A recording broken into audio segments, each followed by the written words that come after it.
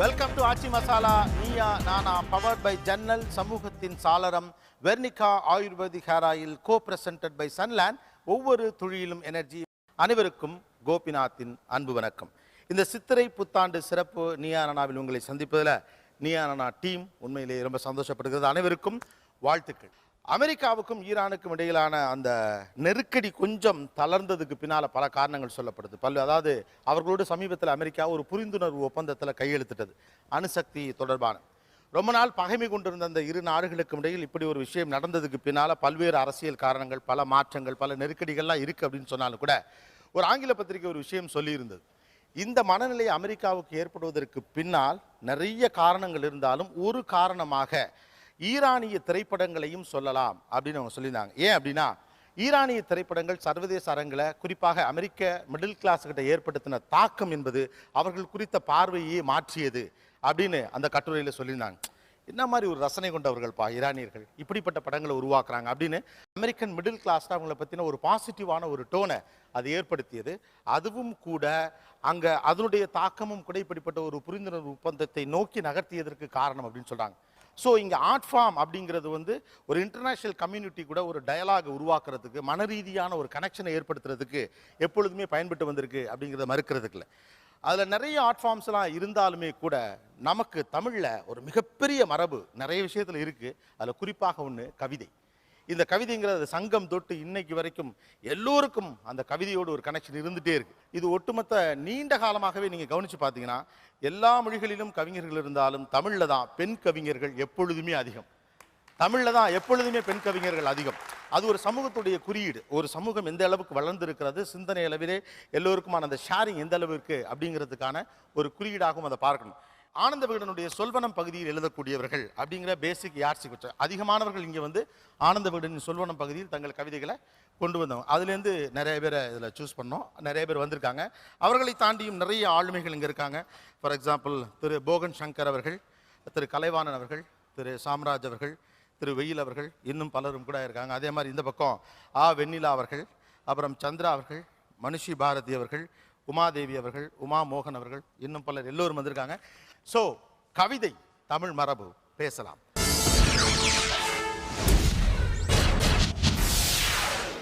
கவிதை அப்படிங்கிற அந்த விஷயம் நமக்குள் ஏற்படுத்தக்கூடிய தாக்கம் என்பது ஒவ்வொரு மாதிரி இருக்கும். ஒவ்வொருத்தருக்கும் அந்த ஒவ்வொரு விதமான விஷயத்தை அவர்களுக்குள் உண்டு பண்ணும்.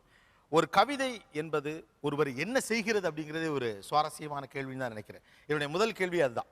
ஒரு கவிதை என்ன செய்யும்? பட்டுன்னு கண்ணில் இருந்து தண்ணி வரும், மனசு வலிக்கும், என்னென்னவோ பண்ணும். அது ஏதாவது பண்ணாதான் அது கவிதை. ஓகே ஜீவா, கவிதை என்ன செய்யும்? நான் ஒரு கவிதை சொல்லி அதை சொல்லலான்னு நினைக்கிறேன். எரிசக்தின்னு சொல்லிட்டு குட்டிரேவதியோட கவிதை. வழிகளை உச்சரிக்க தெரியாத, வழிகளை தேடி அலையாத, புடவை ஒதுக்கி நடக்கும் பெண்களைத்தான் உனக்கு பிடிக்கும். உணர்வுகளின் குவியல் நான், ஒளி தேசத்தில் வாழ விரும்பும் விடுதலை பறவை. ஜனங்கள் திரளும் நிஜ காட்டில் வேட்கை பெருக பெருக வேட்டையாட அலைகிறேன். உன்னிடம் என் கண்ணீர் துளிகளை காட்டி கருணை சம்பாதிப்பதில் எனக்கு பெருமை ஏதுமில்லை என்று அந்த கவிதை முடியும். இப்படி பல கவிதைகள் நம்ம அதிர்வை ஏற்படுத்தி. நீங்க இப்ப சொன்ன கவிதை முதல்ல படிச்சப்ப உங்களுக்கு என்ன தோணுது? நான் ஒரு ரயில் பயணத்துல தான் படிச்சேன். இந்த கவிதை என்னால் கடந்து போக முடியவில்லை. அந்த கவிதையை தாண்டி அடுத்த கவிதையை அந்த தொகுப்பில் என்னால் வாசிக்கவே முடியவில்லை. திரும்ப திரும்ப நான் அந்த கவிதைக்குள்ளேயே என்னை தேடுறேன், என்னையொத்த மற்ற பெண்களை தேடுறேன், குட்டிரேவதியை தேடுறேன். பெருவெளி பெண்ணான பல பெண்களை அந்த கவிதைக்குள் என்னால் பார்க்க முடிந்தது. Very right. இதான் நான் கேட்குறேன். ஒரு கவிதை என்ன செய்யும்? ஒரு கவிதை வெறுட்டன பயம் ஏற்படுத்தும். பயம் ஏற்படுத்தும்.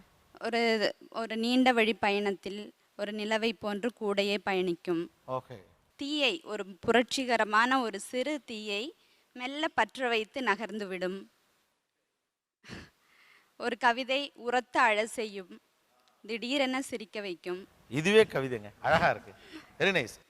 எல்லாமும் சாதித்து விடக்கூடிய இது கவிதைக்கு இருக்கு. ஓகே. ஒரு கவிதை என்ன செய்யும்? வாழ்க்கையை மாற்றும். வாழ்க்கையை மாற்றும்.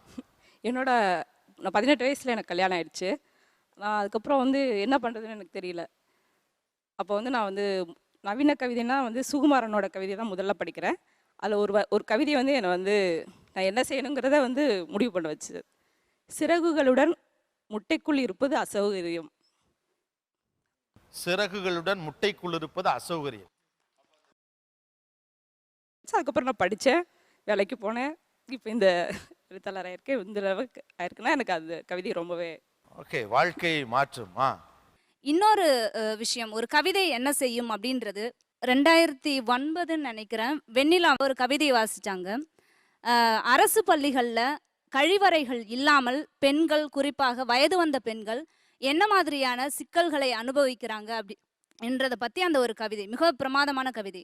அந்த கவிதை வாசித்து முடிக்கப்பட்ட பிறகு ஒரு வெகுஜன பத்திரிகையில் அந்த கவிதை வெளியாகுது. அடுத்த வாரமே அந்த பள்ளிக்கு கழிவறை கட்டப்பட போவதாக அரசு வந்து அறிவிச்சிருக்கு அப்படின்னு சொல்லி ஒரு தகவல் வருது.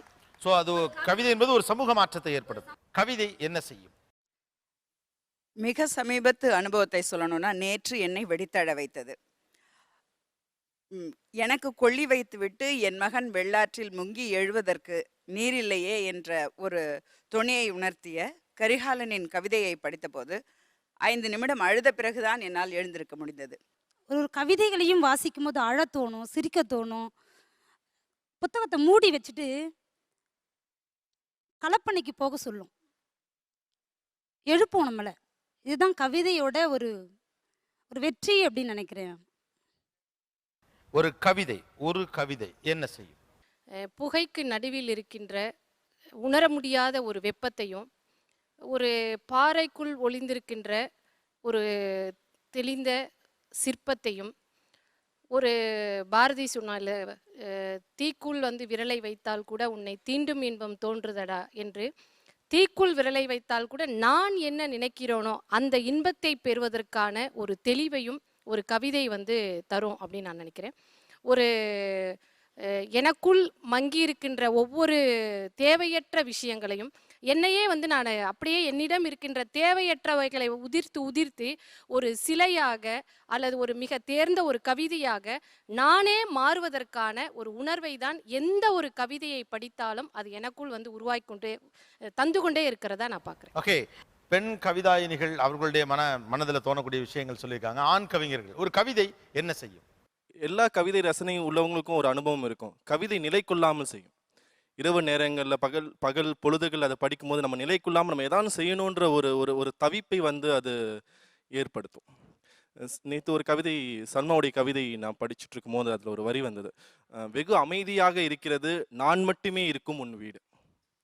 நான் மட்டுமே அந்த வரி மட்டும்தான். நான் மட்டுமேன்றதுல வந்து அது என்னை வேறு தளத்துக்கு வந்து கொண்டு போகுது. மனிதனுடைய அந்த வட்டத்துல இருந்து என்னை வந்து தேவனாக்குது. யாருமே இல்லைனா கூட சில கவிதைகளோட வாழ்ந்துட முடியும். அதுதான் ஒரு கவிதை ரசனை இருக்கிறவனுடைய பெரிய பலம். ஓகே, அழகு. ஒரு கவிதை என்ன செய்யும்? நண்பர் வெயிலுடைய ஒரு சமீபத்திய ஒரு சொல்ல கேட்ட ஒரு கவிதை தான். மலம் அழுபவனுக்கு எந்த கை இடது கை அப்படிங்கிற ஒரு கவிதை சொன்னார். இதை விட என்ன புரட்சி பேசுகிற கவிதை அதான் பண்ணும் கவிதை. கவிதை மட்டும் இல்லை, கவிதை சார்ந்த இலக்கியம், கலை, இலக்கியம் எல்லாமே வந்து மனிதர்களை பண்படுத்தும். கவிதை என்னை ஆட்கொள்ளுகிறது. என்னை முதலில் அது போல ஆட்கொண்ட ஒரு சின்ன கவிதைனா ஒரு ஹைக்கூ. மழை வருகிறது, வலிக்கிறது இதயம், நனையுமே அம்மாவின் கல்லறை. ஒரு அம்மாவை இழந்தவனுடைய ஒரு ஆளுமை, அந்த ஆழ்த்தன்மையை என்னிடத்திலே பார்த்து ஆட்கொள்ள வைக்கக்கூடிய அந்த சக்தி. ஆள்கொள்ளும் ஆளெனினும் அன்னவர்தம் காதுகளில் பாக்கொள்ளும் பொழுதினிலே பைங்கவிதை ஆட்கொள்ளும். இது என்னுடைய வரிகள். நைஸ். ஆட்கொள்ளும். ஓகே. ஒரு நல்ல கவிதையை வாசிக்கும்போது அந்த கவிதை என்னை தூங்க விடாமல் செய்யும், பொறாமைப்பட வைக்கும். நாம் ஏன் இதை எழுதவில்லை என்று புதிய கவிதைகளை எழுத தூண்டும். ஒரு நல் கவிதை அதிர வைக்கும், விடாது வாழ்க்கை முழுக்க கூட வரும். நான் அன்றாடம் பார்க்கின்ற அதே காட்சி, எனக்கு தெரிந்த அதே சொல், அதே மொழி. ஆனால் ஒரு கவிஞன் அதை தொடும் பொழுது எழுத்தின் வழி அவன் மைதாஸ் ஆகிறான், தொடுவதன் வழியாக அது பொன்கணங்கள் ஆகின்றன. கல்யாண்ஜியினுடைய ஒரு வரி இருக்கு, இளையராஜாவின் இசை குறிப்புகள் போல தந்தி கம்பிகளில் குருவிகள். நானும் காலகாலமாக பார்த்துருக்கேன் அந்த கம்பியை, அந்த குருவியையும் பார்த்துருக்கேன். அதை அப்படி சொல்றதுக்கு ஒரு கல்யாண்ஜி வேண்டியிருக்கு. ஓகே, நான் எப்பொழுதும் பார்த்ததை அப்படி சொல்ல கல்யாண்ஜி தேவைப்படுது. அப்படி சொல்றதுக்கு அதனால தான் ஒரு பெரிய கவிஞர். Okay okay. கலைவாணன், ஒரு கவிதை என்ன செய்யும்? இவங்க சொன்ன எல்லாத்தையும் செய்யும். கூடவே அந்த கவிதையை தேடி, அந்த கவிதை தளத்தை தேடி, அந்த கவிதைக்கான வாழ்வை தேடி, அந்த வழியை தேடி என்னை யோசிக்க வைக்கும், பேச வைக்கும். ஹெச் ரசூலுடைய ஒரு கவிதை பார்த்தீங்கன்னா, எனக்கும் பொட்டு வைத்து பார்க்க ஆசைதான், உம்மா திட்டுவாளோ அப்படிங்கிற ஒரு கவிதை. நட சிவகுமாருடைய ஒரு கவிதையில் குழந்தை பிறந்திருக்குது, இவருக்கு மகன் பிறந்திருக்கிறான். அம்மா சொல்கிறாங்க எனக்கு பேரன் பிறந்திருக்குன்னு, சித்தப்பா சொல்கிறாரு எனக்கு மகன் பிறந்திருக்குன்னு, தாத்தா சொல்கிறாரு எனக்கு பேரன் பிறந்திருக்குன்னு, இவர் சொல்கிறாரு சமூகம் சொல்கிறது இது ஒரு வண்ணான் பிறந்திருக்கிறான் என்று. இந்த வழிகளை வந்து கொடுக்குற கவிதைகளை தேடி, அந்த கவிதைக்கான வாழ்வை தேடி என்னை அலைய வைக்கிறது. ஒரு மந்திரிச்சு விட்டது மாதிரி தெரிய வேண்டிய சூழலை உருவாகும். என் வீட்டுக்காரி என்னை ஒரு மாதிரியாக பார்த்து, சரி இவன் ஏதோ கொஞ்சம் குழப்பத்தில் தான் இருக்கென்று அவளை யோசிக்க வைக்கிறது. மந்திரிச்சு விட்ட மாதிரி. ஓகே, பக்கத்தில் போகன் சங்கர். கவிதை பெரும்பாலும் நல்ல கவிதை என்ன செய்ய வேண்டும் அல்லது என்ன செய்கிறது என்றாலும், நீங்கள் அதுக்கு அப்புறம் அந்த நல்ல கவிதை வாசித்ததுக்கு அப்புறம் நீங்கள் பழைய ஆளாக இருக்க முடியாது. நீங்கள் இவரோட கலைவாணனுடைய கவிதை நூலோட தலைப்பே ஒரு சவரக்காரனின் கவிதை மயிர்கள். இங்கே தலைப்பிலேயே உங்களுக்கு அவர் ஒரு பிரயாணத்தை முடிச்சு வச்சிட்டார். உங்கள் அடிவயத்தில் குத்துற மாதிரி ஒரு நிகழ்வு வந்துடுச்சு. நம்ம கவிதைங்கிறது நாங்கள் புனிதமாக, கவிஞர்கள் நார்மலாக அது ஒரு புனிதமான ஒரு விஷயம்னு சொல்லிட்டு இருப்போம். இவர் கவிதை மயிருங்கார். இந்த இடத்துல இருந்த தோழி அவர் சவரக்காரனின் கவிதை மயிர்.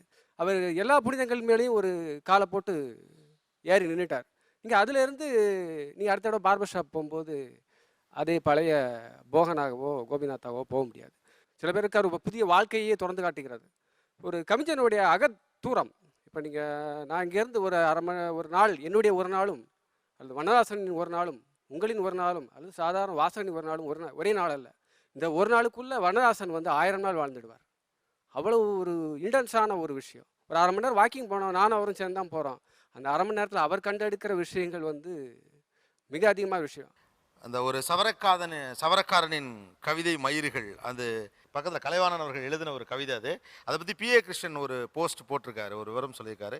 ஒரு சவரக்காரனின் கவிதை மயிர்கள் என்ற கவிதை வெளியீட்டு விழா பற்றிய அறிவிப்பை பார்த்தேன். எனக்கு மிகவும் பெருமையாக இருக்கிறது.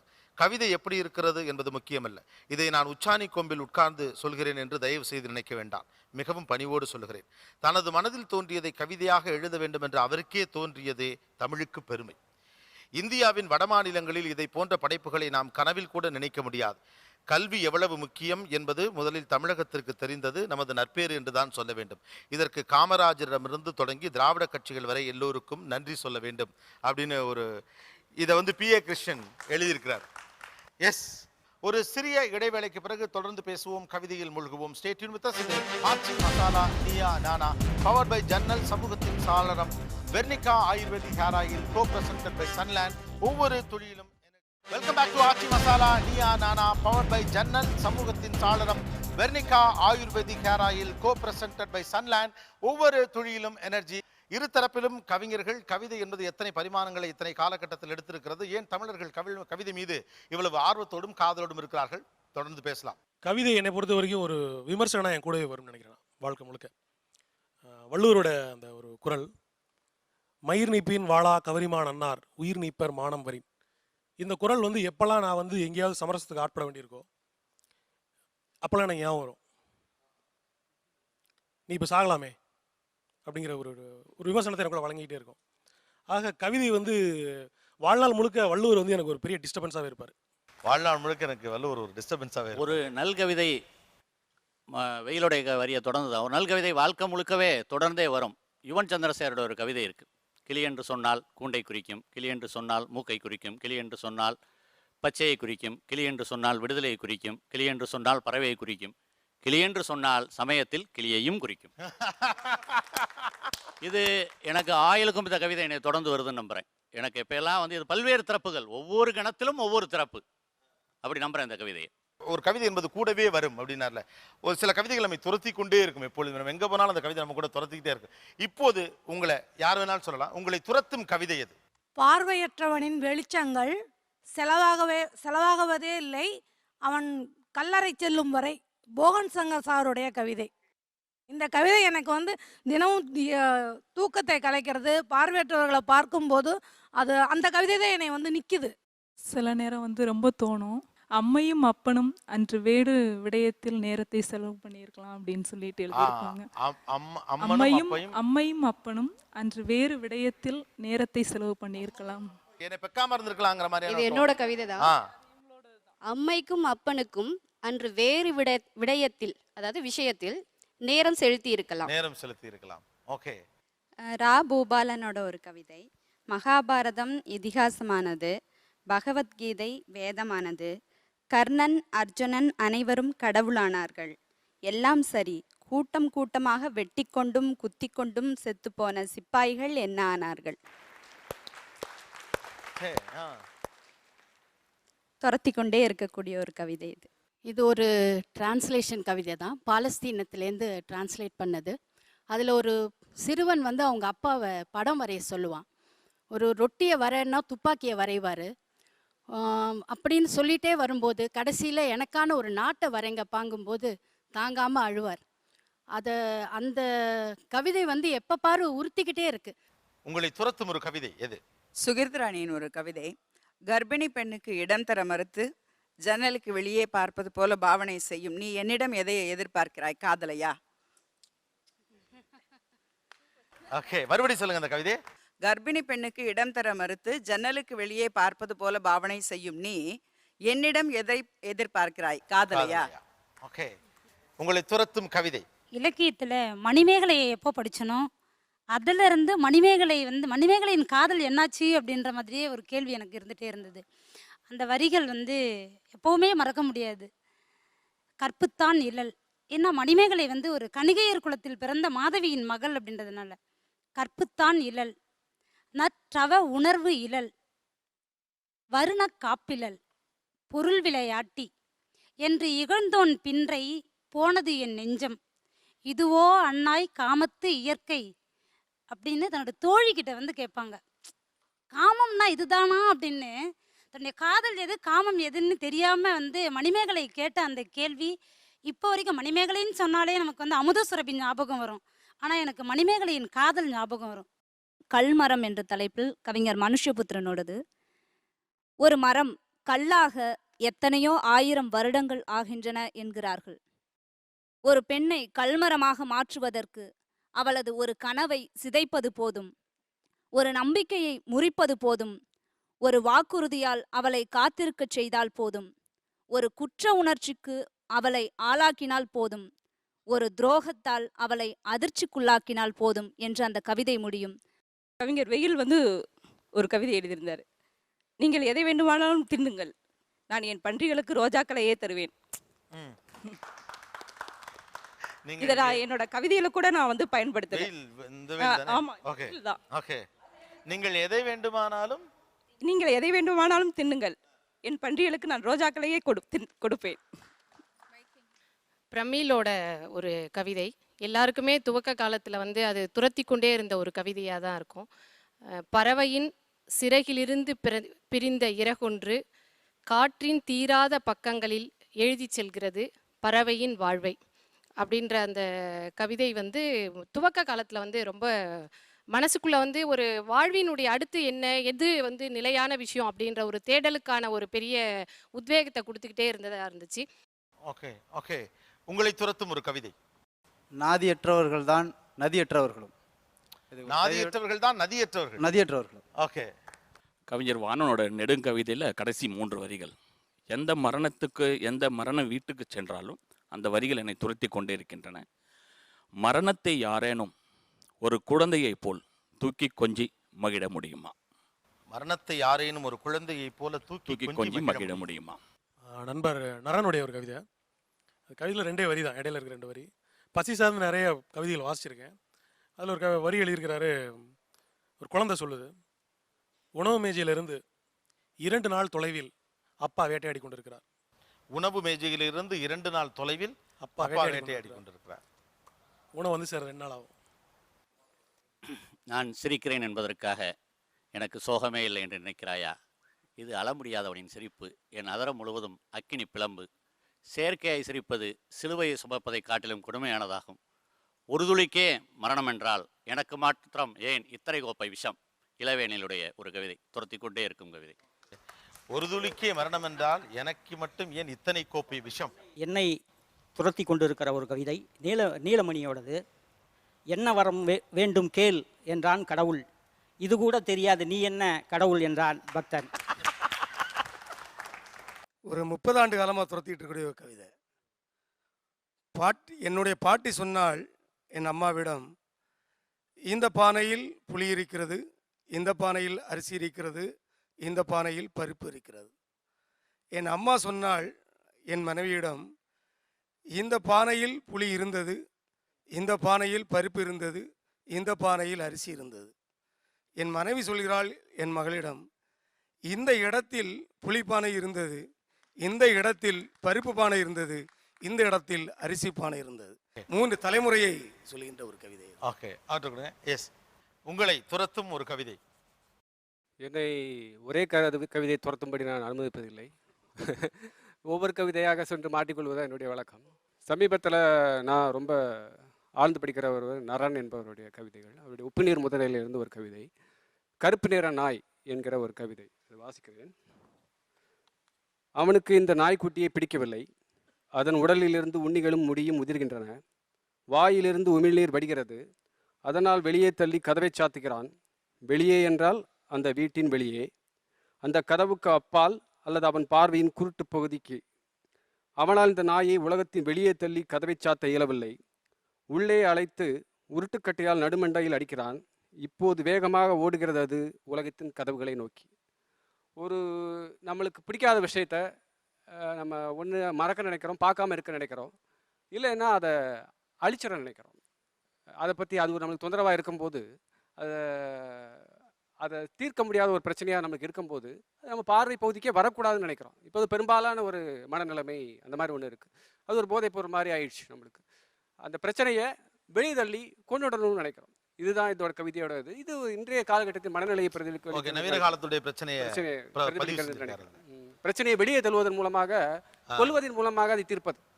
இப்போ அடுத்ததான் ஒரு கேள்வி வைக்கிறேன். கவிதை அப்படின்னாலே அதில் நிறைய காதல், நிறைய பேர் ஆரம்பத்தில் காதல் கவிதைகள் தான் எழுத ஆரம்பிப்பாங்க. எல்லாரும் சொல்லலாம், யாரா இருக்கலாம், அல்லது 2 லைனாக கூட இருக்கலாம். காதலை வந்து அவ்வளோ எக்ஸ்ட்ராடனரியாக வந்து கொண்டாடி இருக்காங்க. காதலும் காமமும் வந்து எந்த பிரிவினைகளுமே இல்லாமல் சங்க காலத்தில் வந்து இருந்திருக்கு. அதில் வந்து குறிப்பாக குறுந்தொகை, அகநானூறு பாடல்களில் வந்து எத்தனை பாட்டை வேணால் வந்து சொல்லிக்கிட்டே இருக்கலாம்.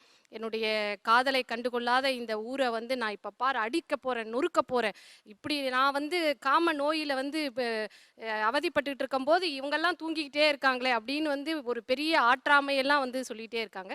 அப்புறம் அந்த காதலும் காமம் தான் ஒரு மனிதனுடைய மிகப்பெரிய கொண்டாட்டத்திற்கான, அவனுடைய மிகப்பெரிய மகிழ்ச்சிக்கான விஷயமா இருக்கு அப்படின்றத வந்து ஒரே ஒரு வரியை வந்து நான் சொல்லலாம் அப்படின்னு நினைக்கிறேன். ஊடலும், உணர்தலும், புணர்தலும், இம்மூன்றும் காமத்தின் பயன். எனக்கு தெரிஞ்சு நான் என்னோட லைஃப்ல இது வரைக்கும் வாசிச்ச கவிதைகளே காதலை இவ்வளோ அழகாக சொல்ல முடியுமான்னு பாரதியாருடைய கவிதை. உன் கண்ணில் நீர் வழிந்தால் என் நெஞ்சில் உதிரம் சொட்டுதடி. இதுக்கு மேலே வந்து லவ் சொல்ல முடியுமான்னு எனக்கு தெரியல. ஓகே, உன் கண்ணில் நீர் வழிந்தால் என் நெஞ்சில் உதிரம் சொட்டுதடி. தண்டவாளத்தில் தலை சாய்த்திருக்கும் ஒற்றை பூவா என் காதல், நீ நடந்து வருகிறாயா ரயிலில் வருகிறாயா? காதல் கவிதைனாலே பாரதி தான். பாரதியை மிஞ்சி யாரும் எழுதின மாதிரி எனக்கு தெரியல. பிரித்து பிரித்து நித்தம் மேகம் மலர்ந்து பெற்றது உன் முகமன்றி வேறொன்றும் இல்லை. அந்த கவிதையோட சூழல், ஆக்சுவலி நான் அதுதான் நினச்சிருந்தேன். அந்த கவிதையோட சூழல், பாரதியார் வந்து கடற்கரையில் உட்காந்துட்டு இருப்பார். கண்ணம்மா வருவா, பின்னாடி வந்து கண் பொத்தி மறைப்பா. அப்போது அவர் கேட்பார், யார் இது கண் பொத்தி மறைக்கிறதுன்னு. ஆனால் அவர் தீண்டல்லையே உணர்ந்துருவார், இது கண்ணம்மா தான் அப்படின்னு சொல்லிட்டு. கண்ணம்மா கேட்பா, நெறித்த கடலிடை என்ன கண்டிட்டாய், நீல விசும்பினிடை என்ன கண்டிட்டாய், நுரைத்த அலையினிடை என்ன கண்டிட்டாய், பிரித்து பிரித்து நித்தம் மேகம் மலர்ந்தே பெற்ற காட்சிதான் என்ன சொல்லுதி என்பாள். அதுக்கு அவர் சொல்லுவார், நெறித்த ஐயோ இந்த கவிதை வந்து சொல்லும்போது அழகா இருக்கு, பேய் பிடிச்சிரும் எனக்கு. பிரித்து பிரித்து நித்தம் மேகம் மலர்ந்தே பெற்ற காட்சிதான் என்ன சொல்லுதி என்பார். அதுக்கு அவர் சொல்லுவார், நெறித்த கடலிடை நின்முகம் கண்டேன், நீல விசும்பினிடை நின்முகம் கண்டேன், நுரைத்த அலையினிடை நின்முகம் கண்டேன், பிரித்து பிரித்து நித்தம் மேகம் மலர்ந்தே பெற்றதுன் முகமன்றி பிரிதொன்றில்லை கேளுதி என்பார். சொல்லுவதும் அழகா இருக்கு. இந்த கவிதை அதுல இருக்கக்கூடிய அந்த லாங்குவேஜ், அதுல இருக்கக்கூடிய வார்த்தைகளுடைய அடர்த்தி, அதுதான் அந்த கவிதை இன்னும் பின்னிட்டான் பாரதி. கண்டிப்பா. Yes yes. இதுக்கெல்லாம் சேர்த்த மாதிரி நம்ம மும்பாட்டன் ஒரு அழகான ஒரு 4 வரையில சொல்லிட்டு போயிட்டாரு. அல்லட்டா மொல்லட்டா, அடிமடியில் கட்டட்டா, குச்சி கட்டி காக்கட்டா, குணமையிலே உன் காலடி தடத்த. குணமையிலே உன் காலடி தடத்த. அல்லட்டா மொல்லட்டா, மறுபடி சொல்லுங்க. அல்லட்டா மொல்லட்டா, அடிமடியில் கட்டட்டா, குச்சி கட்டி காக்கட்டா, குணமையிலே உன் காலடி தடத்தை. காலடி தடத்தை. காதலியோட காலடி தடத்தை யாராவது மிதிச்சிருவாங்கன்னு சொல்லிட்டு அந்த காலத்திலே காம்பவுண்ட் போட்டவன் நம்ம நாடோடி பாடல்ல ஒரு பாடல். ஆனா எழுதுனது யாருன்னே தெரியல. இல்ல, நாடோடி பாடல். அதான் இந்த பவரே இதுதான். இதை எழுதுனதே யாருன்னு தெரியல. நம்ம முப்பாட்டைன்னு ஒரே வார்த்தையில நம்ம முடிச்சிட்டோம். அது இன்னைக்கும் கடந்து நீயானா ஃப்ளோர்ல வந்து நிக்குது. பாரதி வரி தான், ஆசை முகம் மறந்து போச்சு இதை யாரிடம் சொல்வேனடி தோழி. இந்த ஆசை முகம் அப்படிங்கிற வார்த்தை வந்து பாரதி தான் காயின் பண்ணாருன்னு நினைக்கிறேன். அது என்னன்னா, ஆசை முகம்னா நம்ம அந்த அந்த வீட்டில் இருக்கிற எல்லார் முகமும் ஞாபகப்படுத்தும் போது அது போதுமானதாக இருக்கும். இந்த முகம் மட்டும் அதே அளவுக்கு ஞாபகம் வரும், ஆனாலும் அவனுக்கு அது பத்தலை. அதனால தான் வந்து அது மறந்து போச்சு அப்படிங்கிற ஆசை முகம் அப்படிங்கிறது. இது யாரிடம் சொல்ல தோடி, இது காதலோட உச்சமான ஒரு உணர்வுபூர்வமான வரி. ஒரு சிறிய இடைவேளைக்கு பிறகு தொடர்ந்து பேசுவோம் கவிதையின் பல்வேறு பரிமாணங்கள் குறித்து. Stay tune with us. Aachi Masala Neeya Naana powered by ஜன்னல் சமூகத்தின் சாளரம் Vernika ayurvedic hair oil co presented by Sunland ஒவ்வொரு துளியிலும். Welcome back to Aachi Masala Neeya Naana powered by ஜன்னல் சமூகத்தின் சாளரம் Vernika ayurvedic hair oil co presented by Sunland ஒவ்வொரு துளியிலும் எனர்ஜி. கவிஞர்கள் நிறைய பேர் வந்திருக்காங்க. நம்ம கூட சேர்ந்து பேசுறதுக்காக கவிஞர் மனுஷபுத்திரன் அவர்களும் வந்திருக்கிறார். தபுசங்கருடைய உன் ஞாபகமாக ஏதுமில்லை உன் ஞாபகத்தை தவிர. உன் ஞாபகமாக ஏதுமில்லை ஞாபகத்தை தவிர. அப்புறம் பாரதியாருடைய ஒரு பெண்ணுடைய அழகு எப்படி இருக்கணும் அப்படின்னு கேட்கும்போது, ஞான ஒளி வீசுதடி நங்கை நின்றன் ஜோதி முகம். அந்த பாட்டை வந்து பாயுமொழி நீ எனக்கு பார்க்கும் விழி நான் உனக்கு தோயுமது நீ எனக்கு தும்பியடி நான் உனக்கு வாயுரைக்க வருவதில்லை வாளி நின்றன் மேன்மை எல்லாம் தூய சுடர் வானொலியே சிறியமுதே. அழகு அழகு அழகு. எஸ். கடைசி முத்தம் யாருடையது என்னும் பந்தயத்தின் முடிவில் விடிந்தது பொழுது, ஜெயித்தது நீயா நானா என்பது அறியாமலே, இனிது இனிது இத்தகைய மறதியும் இனிது. இனிது இனிது இத்தகைய மறதியும் இனிது. ஓகே. ஊசி தூரலில் நாம் இருவரும் கைகோர்த்து நடந்தோம். நீ விண்ட பழத்தை நான் உண்டது, பிறகு உன்னையே நான் உண்டது. என்னை மட்டும் குற்றம் சொல்லாதே, உன் மீது காதல் வர இளையராஜாவும் காரணம். ஓ, என்னை மட்டும் குற்றம் சொல்லாதே உன் மீது காதல் வர இளையராஜாவும் காரணம். பொதுவாக வந்து காதல் கவிதைகள் வந்து நிலம் சார்ந்த அந்த தாவரங்கள் சார்ந்த விஷயங்களை வந்து உள்ளே கொண்டு வரது ரொம்ப ரேர் இப்போ உள்ள கவிதைகளில். அதில் ஒரு நாட்டுப்புற பாடல் ஒரு பாடல் இருக்குது, அந்த ஊரடங்கும் சாமத்தில்னு ஒரு பாட்டு. அதில் வந்து அந்த காதலி வந்து களை எடுத்துகிட்டு இருக்கா வயலில். அப்போ அவனுடைய நினப்பு இருக்குது, பண்ணையார் ஒரு பக்கம் திட்டிகிட்டு இருக்கிறாரு, வேலை செஞ்சுட்டே இருக்கா. அப்போது ஒரு வரியை பாடுறா வந்து, உன் சொத்தப்பல்ல போல ஒரு சோழியை நான் கண்டெடுத்தேன் அப்படின்னு சொல்கிறான். ஒரு ஒரு அழுக்கான ஒரு கருப்பான ஒரு சோழி, அது அவன் சொத்தப்பல்லு மாதிரி இருக்குன்னு சொல்லி பாடுறா. அந்த அந்த ஒரு விஷயம் வந்து ரொம்ப அழகான விஷயம். தமிழ் சங்க இலக்கியம் மாதிரி காதலை கொண்டாடக்கூடிய இலக்கியம் வேறு எதுவும் இல்லை அப்படின்னு நினைக்கிறேன் நான். குறிப்பாக அதில் பெண் கவிஞர்கள் எழுதிய பாடல்கள் ரொம்ப பிரமாதமாக இருக்கும். ஏன்னா அல்லூர் நன்முள்ளையாருடைய பாடல், கன்றும் உண்ணாது களத்தினும் படாது நல்லான் தீம்பால் நிலத்து காங்கு எனக்கும் ஆகாது எந்தைக்கும் உதவாது பசலை உணியர் வேண்டும் திதலை அல்குல் என் மாமை கவினே. தலைவன் பிரிஞ்சு போயிட்டான், அவளுடைய இளமை வந்து போயிட்டே இருக்கு. இளமை நிலையாமை அப்படின்ற ஒரு தத்துவத்தை, ஒரு அறத்தை போதிக்கக்கூடிய ஒரு பாடலாகவும் இந்த பாடல் இருக்குது. இதுலேயே வந்து அல்லூர் நன்முள்ளையாருடைய இன்னொரு பாடல், தலைவன் பிரிஞ்சு போயிட்டு ரொம்ப நாளைக்கு அப்புறம் வந்து தலைவியை வந்து சந்திக்க வரான். அன்று இரவு வந்து எப்படி வந்து அவளோட சேர்ந்து இருக்கக்கூடிய இரவு சீக்கிரமே விடிஞ்சு போச்சு அப்படின்ற மாதிரி வந்து இந்த பாடல் இருக்கும்.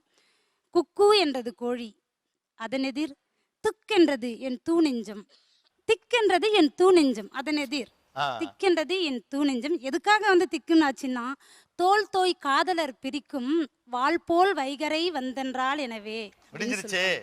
ஓகே.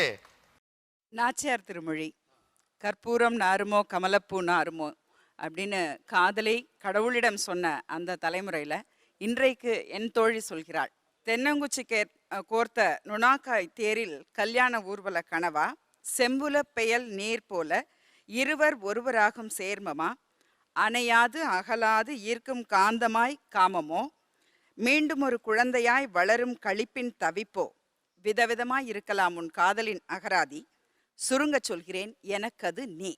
எனக்கது நீ. வெண்ணிலாவின் விதமாய் இருக்கலாம் உன் காதலின் அகராதி, சுருங்க சொல்லுகிறேன் எனக்கது நீ.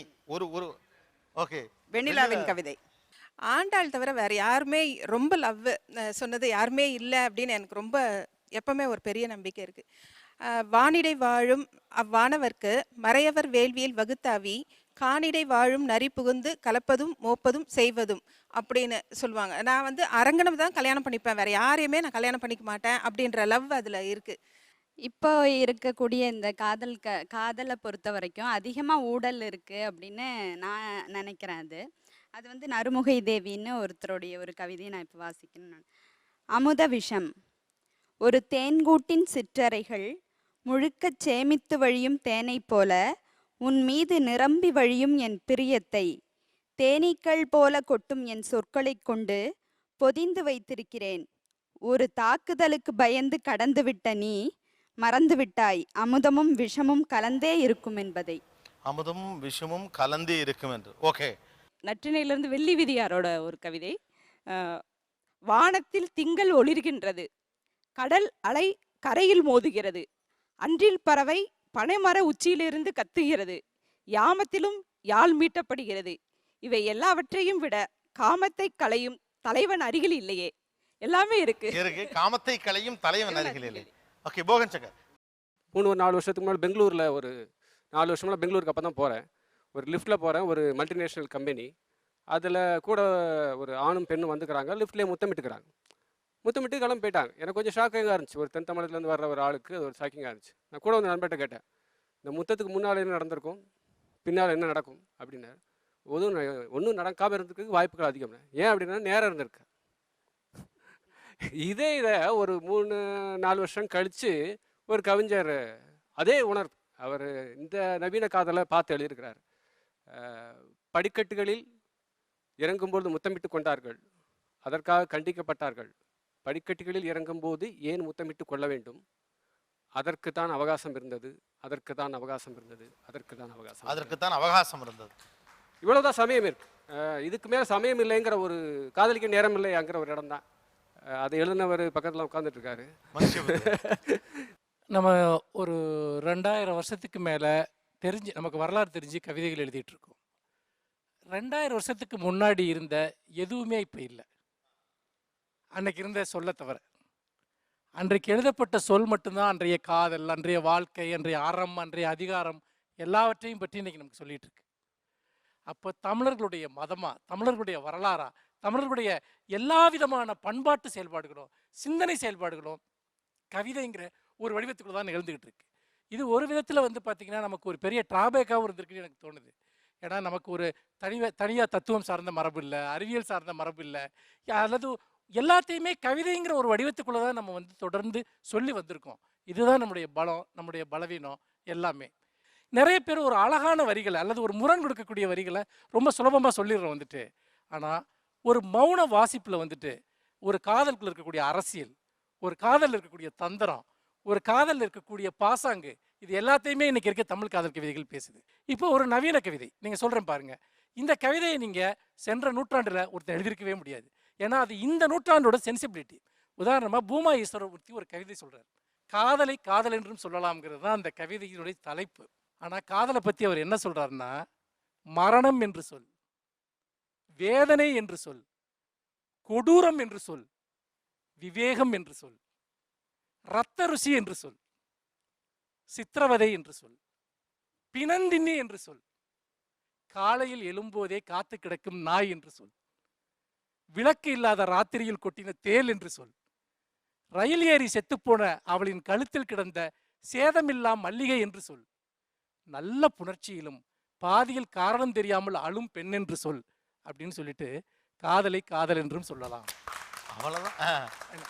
இப்போ இதுக்குள்ள சொல்லப்பட்ட அத்தனை விஷயமே இந்த நூற்றாண்டுல இந்த நவீன கவிதையில தான் நம்ம பேச முடியும். அப்போ காதலை பற்றிய இந்த பேச்சுக்களை அது மிகப்பெரிய அளவுக்கு ஓப்பன் பண்ணது இந்த நூற்றாண்டு, இந்த நவீன கவிதைன்னு சொல்லலாம். நீங்கள் சங்கீதத்தில் இந்த துரோகத்தை பற்றிலாம் மெருசாக சொல்கிறதில்ல. தலைவன் போவான் வரல அப்படிங்கிற ஒரு இதுதான் இருக்கும், தவிர ஏமாற்றுதல்கள் இதெல்லாம் இல்லை. ஆனால் நவீன கவிதை அதெல்லாம் தாண்டி வந்துடுச்சு. உங்களோட ஒவ்வொரு பெட்ரூமில் உங்களுடைய படுக்கறையின் ஒவ்வொரு மூலைக்கும் நீங்கள் பார்க்காத அது மூளைன்றே இப்போ இல்லை. கவிதைக்கு அந்த கண் இருக்குது. இந்த மொழி வந்து அவ்வளவு தூரம் உள்ள உங்களோட மனத்தின் அடி ஆழம் வரைக்கும், அதோட எந்த கடைசி துவாரம் வரைக்கும் செல்லக்கூடிய ஒரு இடத்த கவிதை அடைஞ்சிருச்சு.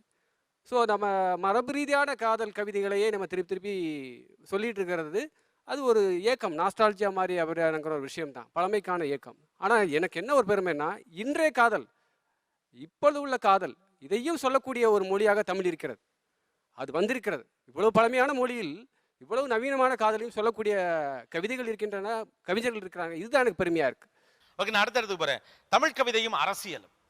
காலனி நவகாலனி குறித்து வகுப்பெடுக்க வந்த தோழர் வகுப்பை முடித்துக்கொண்டு கேள்விகள் எதுவும் இருந்தால் கேட்கலாம் என்றார். காலனி தோழர் கேள்வி கேட்டார், உங்கள் காலனி நவகாலனி மாற்றம் எங்கள் காலனியில் ஒன்றும் செய்யவில்லையே என்று. தோழரின் கேள்வி புவியியல் தொடர்பானது, நமது வகுப்போ வரலாறு தொடர்பானது என முடித்து கொண்டார். லிபியா அரண்யாவினுடைய இந்த சமகாலத்தில் ஆகச்சிறந்த அரசியல் கவிதை. ஓகே, ஆகச்சிறந்த அரசியல் கவிதை. கவிதையும் அரசியலும். கந்தர்வனோட கவிதை. பழைய சோறும் பாதாம் கீரும் ஒரே வயிற்றுக்கு எப்போதும் கிடைப்பதில்லை. உள்ளே போனாலும் அங்கேயும் வர்க்க சண்டைதான். உள்ளே போனாலும் அங்கேயும் வர்க்க சண்டைதான். பறையர் சுடுகாடு, படையாச்சி சுடுகாடு, தலைமுழுக ஒரே ஆறு, அறிவுமதி. ஓகே, தலைமுழுக ஒரே ஆறு. பேராசிரியர் மித்ரா எழுதின ஒரு சின்ன கவிதை. எத்தனை பேர் இழுத்துமென்ன, இன்னும் சேரிக்குள் வரவில்லை தேர். அரசியலும் கவிதை. கொடி தந்தீர், குண்டூசி தந்தீர், சட்டை. இந்த தமிழ் கவிதை அரசியல் கவிதையில் எனக்கு மிக பிடித்தமான நரனுடைய ஒரு கவிதை, 7ஆம் நூற்றாண்டின் குதிரைகள் என்ற தொகுப்பில். கடைசி மாவில் ஒரு குட்டி தோசை குழந்தைக்கென, தைத்து மிஞ்சிய சிறு துணியில் குட்டி கீழாடை அவளுக்கு. உள்நாட்டு போரின் போது அரசின் ஆயுத தொழிற்சாலைகளில் மிஞ்சிய கடைசி உலோகத்தை வீணாக்காமல் ஒரு சிறிய தோட்டா குழந்தையின் உடலுக்கென. மிகப்பெரிய அரசியலை பேசின கவிதைகளாக நம்ம வந்து சித்தர் பாடல்களை வந்து சொல்லலாம். சித்தர் பாடல்கள் வந்து வெறும் ஆன்மீகம் மட்டும் இல்லாமல் ஒட்டுமொத்த சமூகத்தினுடைய முரண்பாடுகளை, ஆண் பெண் பேதங்களை, பெண்களை கீழ்மையாக பேசிய பல பாடல்கள் இருந்தால் கூட சமூகத்தினுடைய முரண்களை பேசியதில் வந்து சித்தர்கள் பாடல்கள் வந்து மிகப்பெரிய ஒரு அரசியல் கவிதையாக நான் வந்து பார்க்குறேன். திருமூலர் தொடங்கி 18ஆம் நூற்றாண்டு வரைக்கும் இருக்கிற பல்வேறு சித்தர்களுடைய பாடல்களை குறிப்பிட்டு சொல்லலாம். இது ஒரு பெண் அரசியல் பற்றிய ஒரு கவிதை. அதாவது எந்த காலத்திலையும் வந்து பெண்கள் இதை வந்து எதிர்கொள்ள வேண்டியது இருக்குது. உறுதியாகி விட்டது, கொஞ்சம் சீக்கிரம்தான். மாமியார் வாயெல்லாம் பல், மாமனார் கைப்பிடித்து புன்னகைத்தார். ஊருக்கு ஃபோன் போட்டு சொல்லியாயிற்று. 5 நிமிடத்திற்கு ஒரு முறை செல்லில் தங்கையின் உற்சாக கிரீச்சிடல். நிமிர்ந்து அவர் முகம் பார்க்க முடியாது, சந்தோஷம் அப்பி கிடந்தது. அடுத்த வீட்டு மாமி வந்து கல்யாணம் ஆகி வந்த பிறகு குளிச்சா இல்லை என்று கேட்கும் வரை. தமிழில் ஒரு அரசியல் கவிதை அப்படின்னா முகுந்தநாகரனோட ஒரு கவிதை ஞாபகம் வருது. அறிவிக்கப்படாத மின்வெட்டு. அந்த கவிதையை தோராயமாக சொல்கிறேன் நான். 8 மணிக்கு பவர் கட்டுங்கிற விஷயம். மாவு அரைச்சி வச்சாச்சு, தண்ணி பம்ப் பண்ணி வச்சாச்சு, துணி துவைச்சி வச்சாச்சு, எல்லாம் ஆச்சு. 8:01 ஆச்சு, 8:02 ஆச்சு, 8:03 ஆச்சு, இன்னும் பவர் கட் ஆகல, ஒரே பதட்டமாக இருக்குது அப்படின்னு. இது ஒரு நல்ல அரசியல் விமர்சன கவிதை. இவ்வளோ எண்ணிக்கை இப்போ தமிழில் கவிஞர்கள் இருக்கிறதுக்கான நான் காரணமாக நினைக்கிறது, ஒரு குறிப்பிட்ட சமூகம் தொடர்ந்து எழுத்து மறுக்கப்பட்ட சமூகமாக, மொழி மறுக்கப்பட்ட சமூகமாக இருந்து மொழி வசப்பட்டதுக்கு அப்புறமாக எல்லாரும் அந்த பொம்மையை வச்சு விளையாட்டு பார்க்க விரும்புகிறாங்க. அந்த வகையில் தான் இவ்வளோ கவிஞர்கள் இருக்காங்கிறது என்னோட அரசியல் ரீதியான ஒரு அவதானிப்பாக நான் முன்னோக்கி. வெரி குட், நல்ல பாயிண்ட், இது முக்கியமான பாயிண்ட். எம்மை எடுத்து மண்ணில் புதைத்தாய், எம் மண்ணை எங்கே புதைப்பாய்? எம்மை எடுத்து மண்ணில் புதைத்தாய், எம் மண்ணை எங்கே புதைப்பாய்? நமது பெண்கள் தான் இடதுசாரிகள், மார்வாடி பெண்கள் வலதுசாரிகள் என்ற தாவாவே நமக்குள் தீரவில்லை. அதற்குள்ளா தீர்ந்து விட்டது. சாம், போதும் சாம், எழுந்து கொள்வோம், இன்று கூடுதலாகிவிட்டது. உழைத்தால் உயரலாம், யார் உழைத்து யார் உயர.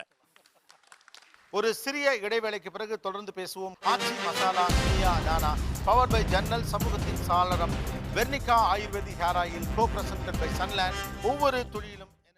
Welcome back to Aachi Masala Neeya Naana, power by ஜன்னல், சமூகத்தின் சாளரம், Vernika ayurvedic hair oil, co presented by Sunland, ஒவ்வொரு துளியிலும் எனர்ஜி.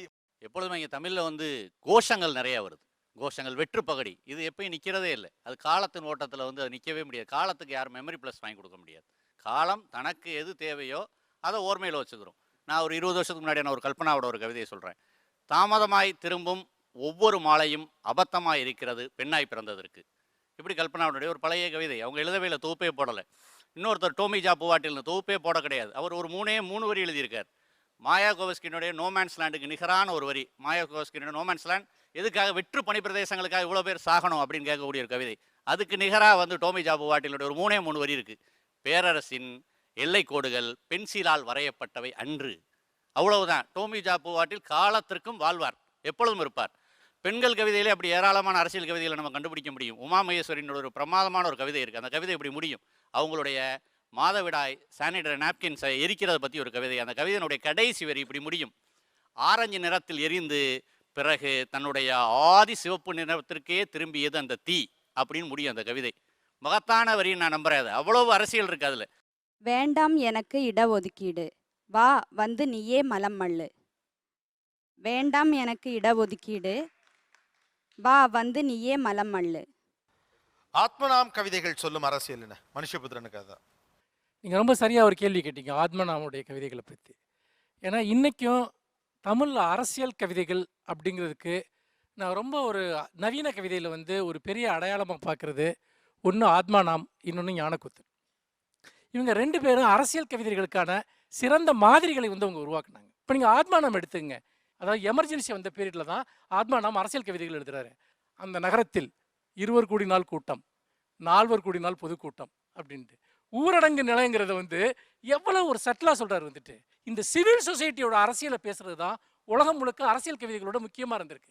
ஒரு காமன் மேன் வந்துட்டு இந்த வாழ்க்கையை, இந்த சமூகத்தை, இந்த அநீதிகளை எப்படி எதிர்கொள்கிறான், அவனுடைய குரல் என்ன? நிறைய நேரம் நம்ம ஏதாவது ஒரு கட்சி சார்ந்த அரசியல் சார்ந்த நிலைப்பாடு சார்ந்த அரசியலை பற்றி பேசுகிறோம். ஆனால் இயலாமையின் அரசியல் ஒன்று இருக்குது. நான் என்ன பண்ணுறது? அப்போ இதை ஆத்மநாம் எழுதுறாரு. இதில் எழுதக்கூடிய எல்லா வரிகளையும் யோசிச்சு பாருங்க. ஏதாவது செய், ஏதாவது செய், உன் சகோதரன் பைத்தியமாக்கப்படுகிறான், உன் சகோதரி நடுத்தெருவில் கற்பிழக்கிறாள், சக்தியற்று வேடிக்கை பார்க்கிறாய் நீ, ஏதாவது செய், ஏதாவது செய், கண்டிக்க வேண்டாமா, அடி உதை விரட்டிச்செல், ஊர்வலம் போ, பேரணி நடத்து, ஏதாவது செய், ஏதாவது செய், கூட்டம் கூட்டலாம், மக்களிடம் விளக்கலாம், அவர்கள் களையும் முன் வேசையின் மக்களே என்று கூவலாம், ஏதாவது செய், ஏதாவது செய், சக்தியற்று செய்ய தவறினால் உன் மனம் உன்னை சும்மா விடாது, சரித்திரம் இக்கணம் இரண்டும் உன்னை பேடி என்றும் வீரியம் இழந்தவன் என்றும் குத்தி காட்டும், கையில் கிடைத்த புல்லை எடுத்து குண்டர்கள் வயிற்றை கிளி, கையில் கிடைத்த புல்லை எடுத்து குண்டர்கள் வயிற்றை கிளி. கடைசியா அந்த கவிதை முடியுது, உன் சகவாசிகளின் கிறுக்குத்தனத்தில் தின்று கொளிப்பவரை ஏதாவது செய், ஏதாவது செய். ஒரு பெண்ணை எங்கேயோ ரேப் பண்றாங்கன்னா அந்த ரேப்பை பத்தி நீங்க வந்து வருத்தப்பட்டு எழுதுறது இல்லை விஷயம். காலங்காலமா நடக்கிற அத்தனை ரேப்பை பத்தியும் அந்த கவிதை ஒரு நினைவூட்டலை செய்யணும். அது ஒரு சம்பவம் அல்ல, அது ஒரு தருணம். இதே மாதிரி இதே கணத்துல நூற்றுக்கணக்கான ஆயிரக்கணக்கான பெண்களுக்கு நடக்குதுங்கிற வழியை ஒரு கவிதை ஏற்படுத்தணும். அப்படி ஏற்படுத்த முடியாதப்போ அது வெறுமனே நமக்கு ஒரு என்டர்டெயின்மெண்டா மாறுது. சுகுமாரனோட ஒரு வரிகள் சொல்லுது, எந்த நேரமும் புகைந்து கொண்டிருப்பதை விட பற்றி எறிவது மேல் ஒரு கணம் எனினும் அப்படின்ட்டு. இதுதான் அரசியல். என்னோட ஒரு கவிதை தான். தொட்டிலில் கிடக்கும் எண்ணெய், சலூனில் வேலை முடிந்து வந்த அப்பா, முத்தமிட்ட கன்னபரப்பில் 2-3 வெள்ளை முடிகள் ஒட்டியிருக்கின்றன, எந்த ஜாதிக்காரனின் அழுக்கு மயிரோ. அதாவது கவிதை வழியாக அரசியலை சொல்லுதல் அப்படி, அல்லது அரசியலை பேசுதல் அல்லது பகிர்தல் அப்படிங்கிறது எவ்வளோ ஒரு வலிமையான டூல்னு நினைக்கிறீங்க? அதன் மூலமாக தான் ஒரு பெரிய சமூக மாற்றத்தை எதிர்பார்க்க முடியும். இல்லை, ஆக்சுவலாக சும்மா நான் உங்கள் மன உணர்வுக்காக கேட்குறேன். இந்த புக்கை கொடுங்களேன். இப்போ இந்த புக்கை நான் வாங்கி இது சும்மா அப்படி பார்த்துட்டு, இது ஒன்றும் இல்லை, இதில் புக்கு ஏதோ அடிச்சிருக்காங்க அப்படின்னு நான் சொன்னால் உங்களுக்கு எப்படி இருக்கும்? வலிக்கும். வலிக்கும் இல்லை, ஏன்னா எனக்கு வெறும் காகிதமாக சாதாரணமாக இது தெரியலாம். உண்மையிலே இந்த புத்தகத்துக்குள்ள என்ன இருக்குது? 2000 வருடத்து கோபமும் இருக்காது. 2000 வருடத்து கோபம் இருக்குது. அதான் நான் கேட்குறேன். ஓகே, ஒரு சவரக்காரனின் கவிதை மயிர்கள், இதுக்குள்ள ஒரு 2000 விட ஒரு சமூகத்துடைய கோபம் இருக்கு. எப்படி ஒரு ஆள் மேல இருக்கக்கூடிய ஒரு கோபத்தை உடனடியாக வெளிப்படுத்துறதுக்கும் ஒரு வரலாறாக ஒரு கோபத்தை மாற்றுறதுக்கும் ரொம்ப வித்தியாசம் இருக்கு. வந்துட்டு இப்போ நீங்கள் வறுமைங்கிறத பேசுகிறப்போ நான் என்னுடைய வறுமையையோ உங்களுடைய வறுமையையோ பேசுறதுங்கிறது அது ஒரு ரியாக்ஷன். ஆனால் ஒரு 2000 வருஷமாக வந்துட்டு வறுமையை அனுபவித்த ஒவ்வொரு மனிதனும் இந்த கவிதை வரியை தொடரப்போ அவனுக்கு எங்கேயோ ஒரு அதிர்ச்சி உருவாகுது. இது என்னுடைய கவிதை, என்னுடைய வாழ்க்கை அப்படின்னு அவன் நினைக்கிறான். மோகன், இப்போ ஒரு கவிதை அல்லது ஒரு கலைங்கிறது என்ன பண்ணுது? இப்போ ஒரு செய்தி சொல்கிறோம், இதே இது நம்ம கட்சிகள்லாம் போராட்டம் நடத்துகிறாங்க, இதே இது கவிதையில் சொல்லும்போது அது ஒரு ஸ்டீராய்டு இன்ஜெக்ஷன் மாதிரி மிக நேரடியாக மக்களோட மனதில் கலந்துடுது. பாரதியோ பாரதிதாசனோ திருப்பி திருப்பி நம்ம சொல்லிட்டு இருக்கோம்னா, ஏன்னா அதுக்கு அவரை விட பெரிய சொற்பொழிவாளர்கள்லாம் இருந்திருக்கிறாங்க, மிக தெளிவாக அரசியல் பேசினவங்களாம் இருக்கிறாங்க. ஆனால் அந்த ஒரு 2 வரிகள் 3 வரிகள் கோட்டபல நம்ம சொல்லும் போது திருப்ப திருப்ப அது ஒரு நாடியில் ஒரு துடிப்பை ஏற்படுத்துது. அந்த அதனால தான் அதிகாரத்தின் மீது ரொம்ப கவனம் பயம் இருக்கிற அரசாங்கங்கள் வந்து புத்தகங்களை தடை செய்ய ஆரம்பிக்கின்றன. ஒரு புத்தகத்தை கண்டு அது ஒரு கருத்து, அது ரொம்ப பயப்படுறாங்க. அந்த புத்தகத்தை தடை செய்யணும். இப்போ ஏன்னா அதுக்கு பின்னால் இருக்கிற ஒரு மிகப்பெரிய ஒரு மரபு சண்டை வலி இதெல்லாம் இவங்களை ஃபேஸ் பண்ணுறது கஷ்டமாக இருக்கு. ஓகே, இந்த பக்கம் உமாதேவி. இன்னைக்கு இருக்கக்கூடிய சங்க இலக்கிய புலவர்கள் நம்ம எல்லாரையும் பேசும்போதும் ஔவையாரை மட்டும் எல்லாருமே வந்து சொல்ல முடியும். எல்லாருமேனா இன்னைக்கு கல்லூரி மாணவர்கள் கூட சங்க இலக்கிய புலவர்கள் சொல்லுங்கன்னா ஔவையாரை சொல்லுவாங்க. ஏன் ஔவையார் வந்து இன்னைக்கு எல்லாரோடும் பேசப்படுறாங்க அல்லது ஔவையாருடைய பெயர் வந்து நினைவுக்கு வருது அப்படின்னு நான் யோசிச்சது என்னன்னா, அதியமான் முதல் ஒரு அரசன் முதல் கடைநிலை மனிதர் வரைக்குமான ஒரு பாலமாக செயல்பட்டவங்க ஔவையார். போர் அரசியல், போர் எதிர்ப்பு அரசியல், ஒரு பெண் புலவர் போரை எதிர்த்து பேசக்கூடிய அரசியல் வந்து இதுவரைக்கும் எந்த ஒரு உலக அரசியல்லே வந்து பேசப்படாத ஒரு வரலாறு வந்து நமக்கு வந்து இருக்குது. அது வந்து ஔவையார்கிட்ட இருக்குது. இன்னொன்று வந்து எனக்கு தோணுனது பாரி மகளிர். பாரி மகளிர் தான் இதுவரைக்கும் இருக்கக்கூடிய தமிழ் இலக்கிய வரலாறுகளில் பாரி மகளிர் அப்படின்னு தான் குறிப்பிட்டு இருக்கிறாங்க. ஆனால் அதையே வந்து நம்ம மாற்றணும்னு நினைக்கிறேன். அங்கவை சங்கவை தான் அவங்களோட பேர். அங்கவை சங்கவை பாடல்கள்னே சொல்லலாம். அதை பாரி மகளிர்னு ஒரு தன்னுடைய தகப்பனுடைய பெயரை சொல்லி வந்து சொல்ல வேண்டிய அவசியம் இல்லை அப்படின்னு நினைக்கிறேன். அவங்களுடைய பாடல் என்ன அப்படின்னா, அற்றை திங்கள் அவ்வெண் நிலவில் எந்தையும் உடையும் எம் குன்றும் பிறர் கொள்ளார், இற்றை திங்கள் இவ்வெண் நிலவில் எந்தையும் இழந்தோம் எம் குன்றும் பிறர் கொண்டார். அது யாரால அப்படின்னா, வெந்தரி வேந்தர் முரசின் அப்படின்னாங்க. 3 வேந்தர்கள், சேர சோழ பாண்டியர்கள் 3 பேரும் சேர்ந்து வந்து எங்களுடைய படைகளை வந்து எங்கள் அப்பாவே வந்து சாகடிச்சிட்டாங்க பாரி மன்னனியே அப்படின்னு சொல்லக்கூடிய ஒரு ஒரு அரசியலை வந்து இந்த இடத்துல பேசுகிறாங்க. ஆக்சுவலாக நீங்கள் சொன்னதில் மிக முக்கியமான விஷயமா அங்கே மறுபடியும் அதை நாங்கள் பதிவு செய்யணும்னு ஆசைப்படுறோம். ஏன்னா அந்த பாரி மகளிர் பாடல்கள்னே அவர் மன்னனுடைய பெயரை சொல்லி மகள்கள் அப்படிங்கிறத மட்டுமே சொல்லிட்டு இருக்குது. அங்கவை சங்கவை பாடல்கள்னே சொல்லலாம். அப்படின்னா இவ்வளவு காலமாற்றத்திற்கு பிறகும் அந்த ஒரிஜினல் நேமில் அந்த பெண்களுடைய பெயர்களை முன்னிறுத்துதல் அப்படிங்கிறது மிகச்சரியான பதிவு, வலிமையான கருத்தும் கூட. அடுத்ததுக்கு வரலாம். நம்ம தமிழ் கவிதையில் மரபு கவிதையின் அழகு என்ன இருக்குங்க சொல்லலாம். நீங்கள் வியந்த மரபு கவிதையின் அழகு என்ன? என்னது எல்லாரும் எஸ்கே பார்க்குறீங்க? மரபு கவிதையின் அழகு என்ன? என்னங்க மரபு கவிதையின் அழகு என்ன? 30 வருஷத்தில் வைரமுத்து பிரமாதமாக மரபு கவிதையில் வந்து கையாள்வார். ஆகாசம்பட்டு சேஷாசலம்னு ஒருத்தர் இருக்கார். அவர் தமிழில் மரபு கவிதையை ரொம்ப ஆற்றலோட கையாளக்கூடியவர். ரொம்ப குறைவான பேர் தான் எழுதுறாங்கன்னா அது ரொம்ப கடினமான ஒரு முயற்சி. அதுக்கு தமிழ் படிக்கணும். இப்போ தமிழில் வந்து கவிதை எல்லாரும் காரணம் அதுக்கு எதுவுமே செய்ய வேண்டியதில்லை. பேப்பர் எடுக்க வேண்டிய பேனா எடுக்க வேண்டிய ஒன்றின் கீழ் ஒன்று அது கவிதை அப்படின்னு நினச்சிக்கிறாங்க. அவ்வளோதான் ரொம்ப எளிமையான புரிதல். கவிதை ஒன்று மாநகர பஸ்ஸில் இல்லை, யார் வேணாலும் ஏறிக்கிறது. அது மொழிக்குள்ளே இயங்கக்கூடிய ஒரு மொழி, அப்படி ஒரு புரிதல் இல்லை. இப்போ எனக்கு இந்த வைரமுத்தோட கவிதையை நான் சொல்லலாம்னு நினைக்கிறேன். சடங்குகள் பெரிய தொல்லை, சப்தங்கள் பிடிக்கவில்லை, குடங்குடமாய் பொய்மையில் குளிப்பதில் இஷ்டமில்லை. இந்த கவிதையை என்னால் இப்போ சுலபமாக சொல்ல முடியறதுக்கான காரணம் இந்த மரபுன்னு தான். அந்த ரைம் தான், அந்த மியூசிக் இருக்குது. அதுக்குள்ள ஞானகுத்தனுடைய ஒரு கவிதை சைக்கிளில் கமலம் அப்படின்னு ஒரு கவிதை இருக்குது. எங்களூர் கமலம் சைக்கிள் ஓட்டுவாள், தம்பியை கொண்டு போய் பள்ளிக்கூடத்தில் விட, மறுபடியும் கடுகு வாங்க ஒரு முறை, பிறகு கடைக்காரன் கொடுக்காத 10 பைசா சில்லறையை வாங்க மறுபடி, வரும் வழியில் மாடோ மனிதர்களோ எதிர்பட்டால் சைக்கிளிலிருந்து இறங்கிக் கொள்வாள், மாடோ மனிதர்களோ வராத தெரு எங்கள் ஊரில் இல்லை, எங்கள் ஊர் கமலம் சைக்கிள் விட்டால் என்மேல் ஒரு முறை விட்டால் மற்றபடி தெருவில் தான் விட்டால் அப்படின்னு ஒரு கவிதை வரும். இதை திரும்ப சொல்றதுக்கான காரணம் அதில் இருக்கக்கூடிய மியூசிக். மரபு கவிதையில் இருக்கிற அழகு, ஒரு கவிதையை நேரடியாக வடித்து கொண்டு போய் இஷ்டம் போல முடிக்காமல் ஈற்றடியை முதல்லையே கொடுத்து விட்டு அந்த ஈற்றடியின் மூலமாக அந்த இலக்கணத்தை கட்டமைத்து அதில் எதுகையும் மோனை அனைத்தையும் அமைத்து கொடுப்பது. இப்போ பாரதி சின்ன பயல் அப்படிங்கிற அடி வந்து நம்ம அனைவருக்குமே தெரிந்த ஒரு ஈற்றடி. காந்திமதிநாதன் அப்படிங்கிற ஒரு புலவர் இருக்கிறார். அவர் வந்து பாரதியை அவமானப்படுத்த வேணும்னு சொல்றதுக்காக நான் ஈற்றடி கொடுக்குறேன் நீ பாடுறா, பாரதி சின்ன பயல் இதுதான் ஈற்றடி அப்படின்னு சொல்றார். அப்போ அந்த இடத்துல கொஞ்சம் கூட மனம் கலங்காமல் பாரதி பாடுறான்.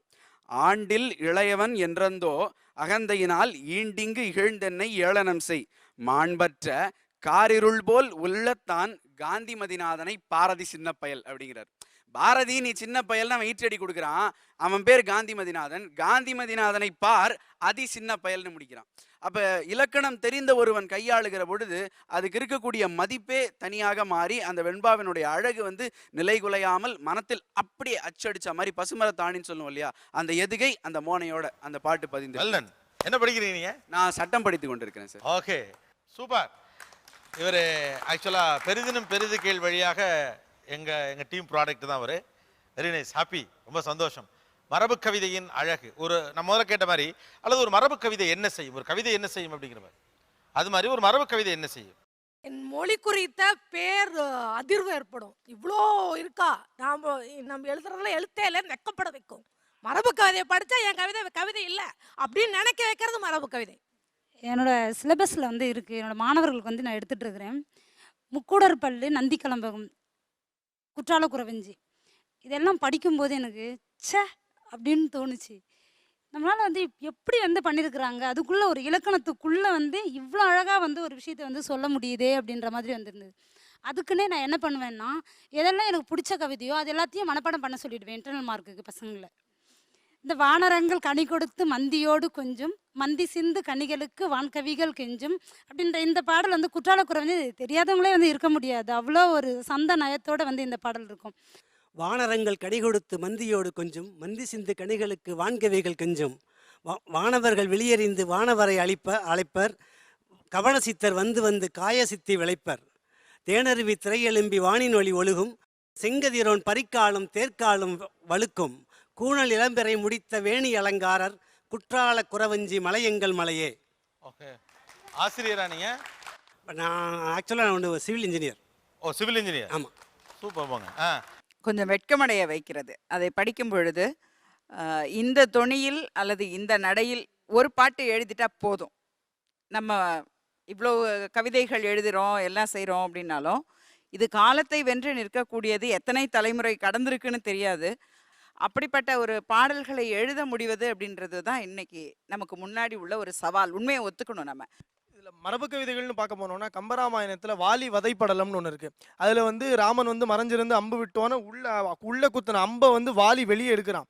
வெளியே எடுக்கும் பொழுது அவனோட ரத்தம் வந்து அந்த காலத்துலேயும் வந்து இப்போ ஏவுகணை மாதிரி அந்த காலத்துலேயும் பானத்தில் வந்து ராமா அப்படின்னு யார் விடுறாங்களோ அவர்களுடைய பேர் பொதிச்சு விடக்கூடிய பழக்கம் இருந்தது. அப்போ வந்து அந்த வாலியினுடைய மார்பில் அந்த அம்பு குத்தினப்புறம் அவன் எடுக்கும் பொழுது அந்த ரத்தம் வந்து பாய்ந்து ஓடி அந்த ராமா அப்படின்ற எழுத்து மேலே படருது. அதுக்கு வாலி சொல்கிற மாதிரி ஒரு பாடல். மும்மைசால் உலகுக்கும் மூல மந்திரத்தை, தம்மையே தமக்கு நல்கும் தனிப்பெரும் பதத்தை, இம்மையே எழுமை நோய்க்கு மருந்தை, ராமன் என்னும் செம்மை சேர் நாமம் தன்னை கண்களில் தெரிய கண்டான். இதில் ஓசை நயம் எல்லாமே அருமையாக இருக்குது. அதை விட ஒரு அருமையான ஒரு கருத்து என்னன்னா, செம்மை சேர் நாமம் தன்னைன்றதை ரெண்டாக பிரிக்கலாம். ஒன்று வந்து ராமன் அப்படின்ற நாமம் வந்து ரொம்ப உயர்ந்த நாமம்னு, இன்னொன்று செம்மை சேர் நாமம், என்னுடைய ரத்தம் வந்து அதை பாஞ்சு இருக்கிற நாமத்தை அவன் பார்க்கறதுனால கம்பன் அந்த ஒரு வரிக்குள்ள ரெண்டு மூணு கருத்தை சேர்ந்து புனையறதா தான் வந்து நான் நினைக்கிறேன். நிலைத்து நிற்கணும்னா அதுக்கு ஒரு சந்தம் இருக்கணும், அதுக்கு ஒரு தாளம் இருக்கணும். அந்த சந்தத்தை பிரித்து பார்த்தால் கருத்து வந்து எளிமையா இருக்கணும். இதுக்கு நான் யாரை சொல்ல விரும்புறேன்னா, சமய போர்வைகளை தாண்டி நாம் தமிழை பேசுவதால், இதை தாண்டிலாம் இல்லை, பக்தி இலக்கியமும் இலக்கியம் தானே, அது பேசலாம். அதில் ஒன்று உங்களுக்கு பக்தி இலக்கியம் பிடிச்சது இது? 15ஆம் நூற்றாண்டில் வாழ்ந்த அருணகிரிநாதர் நான் சொல்ல விரும்புகிறேன். முத்தை தரு பத்தி திருநகைன்ற பாட்டு எல்லாருக்கும் தெரியும். அது வந்து அவர் இயற்றிய 1328 பாடல் இன்னைக்கு கிடைச்ச பாடல்களே எளிமையான பாட்டுன்னு நான் சொல்லுவேன். அவருடைய கடுநடை சந்தங்கள்ல எப்படி கருத்துக்களை சொல்றான்றதுக்கு ஒரு பாட்டு இந்த இடத்துல உதாரணமா சொல்ல விரும்புறேன். அதுக்கு தேவேந்திர சங்க வகுப்புன்னு சொல்லி பேரு. இந்த பாட்டினுடைய இது வந்து மரபு கவிதை, விருத்தத்தை சேர்ந்த வகை. இதனுடைய சந்தம் பார்த்தீங்கன்னா ஒரு சங்கினை, தேவேந்திரன் வைத்திருக்கிற சங்கினை விளம்பக்கூடிய பாட்டு. சங்க இசைக்கிற பொழுது நம்முடைய தொண்டையில் இருக்கிற நரம்புகள் எப்படி அதிருமோ அந்த அதிர்வலைகளை அடிநாதமா அடிச்சந்தமா வைத்து இயற்றிய ஒரு பாட்டு. நான் பாதியிலேருந்தே தொடங்குறேன், முழு பாட்டு சொன்னா ரொம்ப நீளமா போகும். வாழ் வாங்கிய சங்கரி இரண கிரணமட மைன்றுக மதபுல இதழ முலைகள நீர் தாங்கி நுடங்கிய நூல் போன்ற மருங்கினல் இறுகிய சிறுபிறை எயிருடைய எமபடர் எனதுயிர் வளவரின் யானேங்குதல் கண்டெதிர் தானேந்து கொழுங்குயில் இடுபலி கொடுதிரி இரவலர் இடர்கட விடுமன கரதல ஏகாம்பர இந்திரை மோகாங்க சுமங்கலை எழுதிய படமென இருளரு சுடரடி இணைதொடு மவுனிகள் ஏகாந்த சுகம் தரு பாசாங்குச சுந்தரி கரணமும் மரணமும் மலமுடு உடல்படு கடுவினை கடனினை காலாந்தரி கந்தரி நீலாஞ்சனி நஞ்சுமிழ் கனலெரி கணபன குணமணி அணிபனி கணவளை மரகத காசாம்பர கஞ்சுளி தூசாம்படி கொண்டவள் கனைகடல் இணையலர் உயிரவி பைரவி கௌரி கமலகுடை தாதார்ந்த செழுங்கழு நீ தோய்ந்த பெருந்திரு கரைபொழி திருமுக கருணையில் உலகிடு கடலிலே பெறவளர் காவேந்திய பைங்கிளி மா சாம்பவி தந்தவன் அரநெடு வடவரை அடியோடு பொடிபட அலைகடல் கெடாயில் வேல் வாங்கிய செந்தமிழ் நூலோன் குமரன் குகன் அருமுகன் ஒருபதொடு உருபயன் அபினவன் அழகிய குரமகள் தார்வேந்த புயன் பகையா மாந்தர்கள் அந்தகன் அடல்மிகு கடதட விகடித மதகளிர் அனவரதமும் அகலாமாந்தர்கள் சிந்தையில் வாழ்வாம்படி செந்திலில் அதிபதி எனவரும் ஒரு திரள் முருகனை அருள்பட மொழிபவர் ஆராய்ந்து வணங்குவர் தேவேந்திர சங்கமே அப்படின்னு அந்த பாட்டு முடிகிறது. ஒரு சிறிய இடைவெளிக்கு தொடர்ந்து பேசுவோம். ஆச்சி மசாலா நீயா நானா, பவர் பை ஜன்னல், சமூகத்தின் சாளரம், Vernika ayurvedic hair oil co presented by Sunland. ஒவ்வொரு துளியிலும் welcome back to Aachi Masala Neeya Naana powered by ஜன்னல் சமூகத்தின் சாளரம் Vernika ayurvedic hair oil co presented by Sunland. ஒவ்வொரு துளியிலும் எனர்ஜி. ஒரு பக்கம் கவிதாயினிகள், இன்னொரு பக்கம் கவிஞர்கள். இன்றைக்கு கவிதை தமிழ் உலகத்தில் எப்படியெல்லாம் டிராவல் ஆகிட்டு இருக்கு அப்படிங்கிற பல விஷயங்கள் பற்றி பேசிட்டு இருக்கோம். மரபு கவிதையின் அழகு இல்லை, மரபு கவிதைகளுடைய அந்த அழகியல், இசை, மொழி, இவ்வளோ மொழி சேகரங்கள் தமிழில் இருக்குது அப்படிங்கிறது வந்து ஒரு பெரிய வியப்பை தருகிற ஒரு விஷயம் எனக்கு. மரபு கவிதைகளை வந்து கற்கணும், அது வாசிக்கணும், அதை ரசிக்கணுங்கிறத தாண்டி எனக்கு அது ஒரு வடிவம்ங்கிறத தான் நான் பார்க்குறேன். அது ஒரு வடிவம், அது கால தேவைக்கான வடிவம். அது இப்போ நம்ம அதுக்கு அது தேவைப்படாத ஒரு வடிவத்தை நம்ம இயங்கிக்கிட்டு இருக்கோம். ஆனால் அதுலேயுமே வந்து எதுகை மோனை சந்தத்திற்காகவே திணிக்கப்பட்ட சொற்கள் இருக்குது. உங்களுக்கு நீங்கள் ஆப்புன்னு எழுதியாச்சுன்னா பாப்புன்னு எழுதணும். அந்த எதுகை மோனை விஷயங்கள் வருது. அப்படி தேவையில்லாத சொற்செயல்களும் சேர்க்க வேண்டிய இடம் இருக்குது. நான் எம்ஏ கரஸில் பண்ணேன். பண்ணும்பொழுது தமிழ் முழுக்க வாசிக்கும் பொழுது முழுக்க வந்து மதவயப்பட்டதாக நான் உணர்றேன். இதை எப்படி சொல்லலாம்னா, நம்ம இன்னுமே பேசிட்டு இருக்கிற படைப்பாளி, படைப்பு, எனக்கு தெரிஞ்சு படைப்பாளி, படைப்புங்கிற வார்த்தையை நீங்கள் இந்த மதத்திற்கு அப்புறம் நம்ம மட்டும் தான் பயன்படுத்துகிறோம். வேறு யாருமே பயன்படுத்துறதில்லை. வேறு யாருக்கும் அது கொடுக்கறது கூட கிடையாது. இதுவே வந்து ஒரு ஒரு அதிகாரம் தான் நினைக்கிறேன். நான் படைப்பாளிங்கிறதே ஒரு அதிகாரம் சார்ந்ததாக நான் கருதுறேன். இல்லை, பெரிய வார்த்தைங்க. இது ரொம்ப கவனிச்சிருக்கீங்க. படைப்பாளி அப்படிங்கிற அதிகாரம் மிக்க ஒரு வார்த்தை தான் இருக்குது. இறைவனுக்கு அப்புறம் சொல்லப்படுற ஒரு வார்த்தை இருக்குது. ஆக நம்ம இதெல்லாம் வேணான்னு சொல்லி தான் நம்ம நவீன கவிதைக்குள்ள புது கவிதை வந்து நம்ம நவீன கவிதைகள் வந்திருக்கோம். இங்கேயுமே வந்து சொற்கள், வீணான சொற்களை நிறைய போட்டு நிறைய போலிகள் உற்பத்தி செய்யப்படுது எனக்கு தெரிஞ்சு. மரபு கவிதையோட ஒரு முக்கியமான பயன் என்னென்னு நினைக்கிறேன்னா, நீங்கள் மரபு கவிதை மூலமாக தான் தமிழை கற்பிக்க முடியும். குழந்தைகளுக்கு நீங்கள் நவீன கவிதையை மூலமாக மொழியை கற்பிக்கவே முடியாது. அந்த வகையில் ஒரு தானிய கிடங்கு மாதிரி, ஒரு நெல்ல குதிர் மாதிரி. ஆனால் என்னை பொறுத்த வரைக்கும் மரபு கவிதைங்கிறது எப்போ நவீன கவிதைக்கு அருகில் வருகிறதோ அதை தான் நல்ல ஒரு கவிதை என்று கருதுவேன். அப்படி இருக்குது. இப்போ நீங்கள் திருக்குறள் சொன்னார். திருக்குறளில் நீங்கள் உரையாசிரியர்கள் கஷ்டமாக இருக்காங்க, திருக்குறள் நேரடியாக பற்றி புரிஞ்சுக்கிற மாதிரி இருக்குது. அப்படிங்கும்போது அது அந்த ஒரு காலத்தை நீதி அந்த மரபுக்குள்ளே இருந்து நம்மளால் கற்பிக்க முடியக்கூட ஒரு மரபு கவிதையாக இருக்குது. சித்தர் கவிதைகள் அப்படி இருக்குது. சித்தர் கவிதைகளை பார்த்தீங்கன்னா நீங்கள் அது மரபு கவிதை தான், ஆனால் நீங்கள் புரிஞ்சுக்க முடியும். ஒரு கவிதை சொல்கிறேன், யாக்கை நிலையாமை பற்றி. 5 வரி தான், திருமூலரோட திருமந்திரத்துலேருந்து வருது. அடப்பண்ணி வைத்த அடிசிலை உண்டார், மடப்பள்ளியாரோடு மந்தனம் கொண்டார், இடப்பக்கம் படுத்தார், இடை நொந்ததென்றால் இறைவனடி சேர்ந்தாரே. அவ்வளோதான். அடிசல்னா சாப்பாடு. அந்த நல்ல அடப்பண்ணி வைத்து சாப்பாடு சாப்பிட்டாரு. மடப்பள்ளியார்னா வீட்டு அம்மா அவங்கெல்லாம் இருக்காங்க, அவங்க கூட கொஞ்சம் சந்தோஷமாக இருந்தார். இடப்பக்கம் படுத்தார், இடை நொந்ததென்றார், இறைவனடி சேர்ந்தார். இது நவீன கவிதைக்கு மிக அருகில் வருகிறது. நான் இப்போ ஒரு சின்ன விஷயம் யோசிச்சு பாருங்க. ஒரு கிபி 9ஆம் நூற்றாண்டுலேயே 10ஆம் நூற்றாண்டுலேயே கம்பர் வர்றாரு. அவரை நம்ம மகாகவின்னு நம்ம கொண்டாடுறோம். அதுக்கப்புறம் ஒரு 1000 வருஷம் கழிச்சு பாரதி வர்றாரு. 1000 ஆண்டுகள் தமிழில் கவிதை செயல்பாடு நடந்திருக்கு. ஆனால் அவர் இன்னொரு மகாகவிக்காக ஒரு மொழி ஏன் 1000 வருஷம் காத்திருக்கு? நீங்கள் மரபு கவிதையில் மொத்தமாக எனக்கு கிடைக்கிற அனுபவம் என்னன்னு கேட்டிங்கன்னா, மிகை, இன்னும் சொல்லப்போனால் உவமை, அலங்காரங்கள், இது எல்லாமே ஒரு காலகட்டத்திற்கு அப்புறம் வந்துட்டு நமக்கு அபத்தமாக தோண ஆரம்பிக்குது. ஒரு காதலை சொல்கிறப்போவோ, ஒரு பூவை சொல்கிறப்போவோ, இயற்கையை சொல்கிறப்போவோ இவ்வளவு டெக்கரேஷன் ஏன் அப்படின்னு எனக்கு தோணுது. ஓகே, அப்போ மரபு கவிதைகள் அல்லது அந்த அந்த அந்த பின்புலத்திலிருந்து நீங்கள் என்ன பெற்றுக்கொண்டீர்கள்? நிலத்தையும் உணர்வுகளையும் ஒன்றாக பார்க்கிற ஒரு மிகப்பெரிய மரபு உலகத்திலேயே தமிழ் கவிதை மரபில் தான் இருக்குது. ஏன்னா மனிதனுடைய அத்தனை உணர்வுகளுமே அவனுடைய நிலத்தோடு, வாழ்வியலோடு சம்பந்தப்பட்ட ஒன்று அப்படிங்கிறத நம்முடைய இலக்கண மரபு, தமிழ் கவிதை மரபு உருவாக்குது. இப்படி ஒரு கிளாசிஃபிகேஷன் வேர்ல்டில் எங்கேயுமே கிடையாது வந்துட்டு. இது உண்மையிலேயே இப்போ யோசிச்சு பார்க்குறப்ப ரொம்ப உணர்வுபூர்வமானதாக இல்லை, அறிவியல் பூர்வமாக எனக்கு தோணுது வந்துட்டு. அந்த வகையில் தமிழ் கவிதை மரபு ஒரு ரொம்ப ரொம்ப ஒரு அறிவியல் பூர்வமான ஒரு விஷயத்தை முன்வைக்குது. இன்னொன்று, ஒரு இன்னைக்கு நம்ம ஒரு 100 சொற்களில் ஒரு 1000 சொற்கள் எழுதப்படுற ஒன்று ரொம்ப செறிவாக, ரொம்ப கண்டென்ஸாக சொல்லப்படுது. இது எனக்கு ஒரு ரைட்டராக, ஒரு பொயட்டாக இது ரொம்ப சேலஞ்சிங்காக இருக்குது. இன்றைக்கு நவீன கவிதையில் வெளிப்படக்கூடிய சொல் வறுமைங்கிறது அயற்சி ஊட்டக்கூடியதாக இருக்குது. அதாவது ஒரு சொல்லுக்கு மாற்றாக இன்னொரு சொல்லை பயன்படுத்த முடியுங்கிறதே நிறைய கவிஞர்களுக்கு தெரியல. அந்த ஒரு வித்தியாசத்தை கூட உங்களுக்கு உருவாக்க முடியல. தமிழ் அளவுக்கு ஒரு அர்த்தத்தில் பல சொற்கள் இருக்கக்கூடிய மொழி ரொம்ப ரொம்ப அபூர்வம். அதாவது ரொம்ப சின்ன வேரியேஷன் தான் இருக்கும். அதில் ஒரு 50 சொல் இருக்குது வந்துட்டு. ஆனால் திரும்ப திரும்ப எல்லா விதமான உணர்ச்சிகளுக்கும் நம்ம ஒரு குறிப்பிட்ட விதமான சொற்களையே பயன்படுத்துகிறோம். இது மரபை நாம் தவறாக படித்ததுனாலும் மரபிலிருந்து நாம் ஒரு எதிர்மறையான அம்சத்தை உருவாக்கிக்கிட்டதுனாலும் தான். ஏன்னா மரபை நம்ம முழுக்க பழமையாக மட்டுமே பார்க்குற ஒரு மனோபாவம் நம்மக்கிட்ட இருக்குது. Okay class. ஆக்சுவலாக இன்னைக்கு ஒரு இந்திய அளவில் தமிழ் இசை அப்படின்னு எடுத்துக்கிட்டா, அல்லது தமிழர்கள் உருவாக்கும் இசை அப்படின்னு பார்த்தா அது ஒரு ஹை ஸ்டாண்டர்ட், ஒரு பெரிய அளவில் எல்லா மொழிகளையும் கடந்து தமிழ் திரைப்படங்களுடைய மியூசிக் அல்லது தமிழ் மியூசிக் அப்படிங்கிறது ஒரு பெரிய இடத்தை பிடிச்சிருக்கு. அது இளையராஜா, ஏஆர் ரஹ்மான், எம்எஸ்வி அல்லது அதற்கு முன்னால் இருக்கவங்க. ஓகே, அந்த பார் உயரமாயிட்டே போகும். காரணம் அவங்க விதவிதமான பல்வேறு வித்தியாசமான எக்ஸ்ட்ரீமில் ஒர்க் பண்ணியிருப்பாங்க, பல எக்ஸ்பெரிமெண்ட்ஸ் பண்ணியிருப்பாங்க. ஸோ அதுலேருந்து வி ஆர் ஸ்ட்ராங் அப்படிங்கிறது ப்ரூவ் ஆயிருக்கும். அது மாதிரி கவிதை என்பது, தமிழ் கவிதை என்பது எப்படிப்பட்ட பல்வேறு தளங்களில் அல்லது பல்வேறு பரிமாணங்களில் இயங்கி கொண்டிருக்கிறது, அல்லது இயங்கி சர்வதேச அளவிலான அந்த கவிதைகள் பட்டியலில் நம்முடைய கவிதையும் சிறந்தது அப்படிங்கிற இடத்துக்கு வந்து சேர்ந்துருக்கு. அப்படி பின்பற்ற நிச்சயமாக சொல்லலாம். தமிழில் அப்படிப்பட்ட மகத்தான கவிஞர்கள் இருக்காங்க. இப்போ இசையினுடைய ஒரு கவிதை நம்ம உதாரணத்துக்கு எடுத்துக்கிட்டோம்னா, நிலையூர் என்ற பெயர் கொண்ட நிலையூர் 3 கிலோமீட்டர் என்ற பெயர் கொண்ட பெயர் பலகை நிலையூர் என்ற ஊரை பார்க்க விரும்பியது. அது நடந்தது நடந்தது நடந்தது. அது நடக்க நடக்க நிலையூர் 3 கிலோமீட்டர் பின்னால் சென்று கொண்டே இருக்கிறது. இது தமிழில் வந்து புது எக்ஸ்பிரிமெண்ட், ஒரு புது விஷயம். தமிழில் இப்படியான கவிதைகள் வந்து ரொம்ப அரிது. இதை வந்து நான் பிற மொழியோட ஒப்பிட்டு நான் மலையாள கவிதைகளை வாசிக்கக்கூடியவன். எப்பயுமே தமிழ் கவிதைகள் மலையாள கவிதைகளை விட பன்மடங்கு மேலே தான் இருக்கு. இதான் அது அதுக்கான அது என்னென்ன தளங்களில் இயங்குறதுனால அது வந்திருக்குங்கிற அவங்க சொன்னது ஒரு நல்ல எக்ஸ்பெரிமெண்ட். அது மாதிரி தான் நான் கேட்குறேன். அவங்க இன்னும் பாடத்தான் செய்கிறாங்க. அவங்களுடைய கவிதைன்றது இன்னும் பாடுறதா தான் இருக்கு. நம்ம வந்து பாட்டிலேருந்து வேற ஒரு இடத்துக்கு வந்துட்டோம். நம்மளுடைய கவிதை மனுஷபுத்திரன் சொல்கிற மாதிரி என்னுடைய கவிதை வந்து மொழியிலேருந்து விடுவிக்கப்பட்டது, மரபுலேருந்து விடுவிக்கப்பட்டது.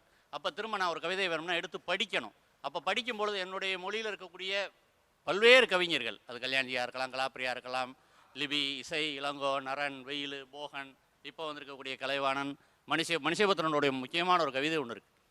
சிகப்பு பாவாடை வேண்டுமென சொல்ல விரும்பும் ஊமை பெண் தன் கழுத்தை அறுத்து சைகை செய்தாள் அப்படின்னு ஒரு கவிதை வரும். எனக்கு ரொம்ப உக்கிரமான ஒரு கவிதை. இது வந்து தமிழில் ரொம்ப அபூர்வமான ஒரு வரி. இன்னொரு வரி இருக்குது அவருடைய வரி: பிரம்மாண்டத்தில் இருக்கும் அற்பத்தையும் அற்பத்தில் இருக்கும் பிரம்மாண்டத்தையும் நீங்கள் அறிவதற்கு கொஞ்சம் ரத்தம் சிந்த வேண்டியிருக்கிறது. இப்படி பெரிய பெரிய உயரத்துக்கு தமிழ் கவிதைகள் வந்து இப்போ ஞானக்கூத்தனுடைய கொஞ்ச நேரத்துக்கு முன்னாடி மரபை பற்றி பேசணும். அப்போ ஞானக்கூத்தனுடைய மரபில் அவர் வந்து எவ்வளவு ஸ்ட்ராங் அப்படின்றதுக்கு அம்மாவின் பொய்கள்னு ஒரு கவிதை இருக்குது அவருடைய கவிதை. தின்பண்டம் ஏதும் கேட்டால் சாமி கண்ணை வந்து குத்தும் என்றாய், ஒரு முறத்திற்கு என்னை வாங்கினேன் என்றாய், பெண்களுடன் பேசினால் காதறிந்து போகும் என்றாய், பிறகு ஏனம்மா பொய் சொல்வதை நிறுத்திவிட்டாய், வயது வந்தோருக்கான பொய்யை அரசாங்கமே சொல்லும் என்பதாலா, தாய்ப்பாலை போய் தாய் பொய்யை நிறுத்தலாகுமோ, உன்மகன் உன்னை விட்டால் வேறெங்கு பெறுவான் பொய்களை. இது ஞானக்கூத்தன் தமிழனுடைய ஒரு முக்கியமான வரவு. மியூசிக்கும் இதையும் அவரால் வந்து அபாரமாக இணைக்க முடியும். ஞானக்கூத்தனுடைய ஒரு வரி இருக்கும்: ரயிலின் கடைசி பெட்டி போல் துயரம் தருவது எது. இது வந்து உலக இலக்கியத்தோட உறுதியாக வைக்கக்கூடிய ஒரு வரி நம்புறேன் நான். ஓகே, மூதனாராஜோட ஒரு கவிதை இருக்கு, குழந்தைகளை பற்றி தமிழில் எழுதக்கூடிய அவ்வளோ அபூர்வமான ஒரு கவிஞர். இப்பொழுதுதான் ஜன்னலோர இருக்கை கிடைத்தது, இறங்கும் ஸ்டேஷன் வந்து விட்டது, இறங்க வேண்டும் என்கிறாள் அம்மா, இதெல்லாம் ஒரு காரணமா அப்படின்னு ஒரு குழந்தை கேட்குது. என்னை காதலி கைவிட்ட அதே தினத்தில் என்னுடைய லாண்ட்ரி காரணம் இடமாற்றி வெகு தூரம் போனான், ஒரே நாளில் என்னை எல்லோரும் இப்படி கைவிட்டால் எப்படி. அப்ப தமிழ்ல வந்து அப்படியான பெரும் சாதனையாளர் மூதனாராஜா. அப்ப இப்படி தமிழில் பெரும் பெரும் சாதனையாளர்கள் இருக்காங்க. நம்மளுடைய மொழியை வெவ்வேறு தளத தேவதேவன், தேவதச்சன், எத்தனையோ பேர் இருக்காங்க. அவங்க எல்லாருமே கவிதையே வேற வேற வேற இடத்துக்கு போயிருக்காங்க. இப்போ வேற மலையாளத்துல வந்து வெறும் பாடலாக அது இருக்கிறது, ராகமாக இருக்கிறது. நாம் அதை தாண்டி ஃபேண்டசி அண்ட் பிலாசபிக்குள்ள போறோம், அப்புறம் புதிய புதிய வடிவங்களை தொட்டுட்டு போறோம் அப்படின்னு. இது மாதிரி தான் கேட்குறேன். வெவ்வேறு வெயில் வெயில் வெயில் சமகாலத்தில் என்னை பொறுத்த வரைக்குமே வந்து மிக கூர்ந்த அவதானிப்புடைய கவிதைகள் இங்கே வெளிப்படுது. ஒரு லாரி கிளீனர் வந்து கை காட்டி போயிட்டு இருக்காங்க இல்லையா, நம்ம பார்க்குறோம், நிறைய இடத்துல பார்க்குறோம். அது பற்றி இப்போ கை நீட்டினா போச்சு அப்படிங்கிறது.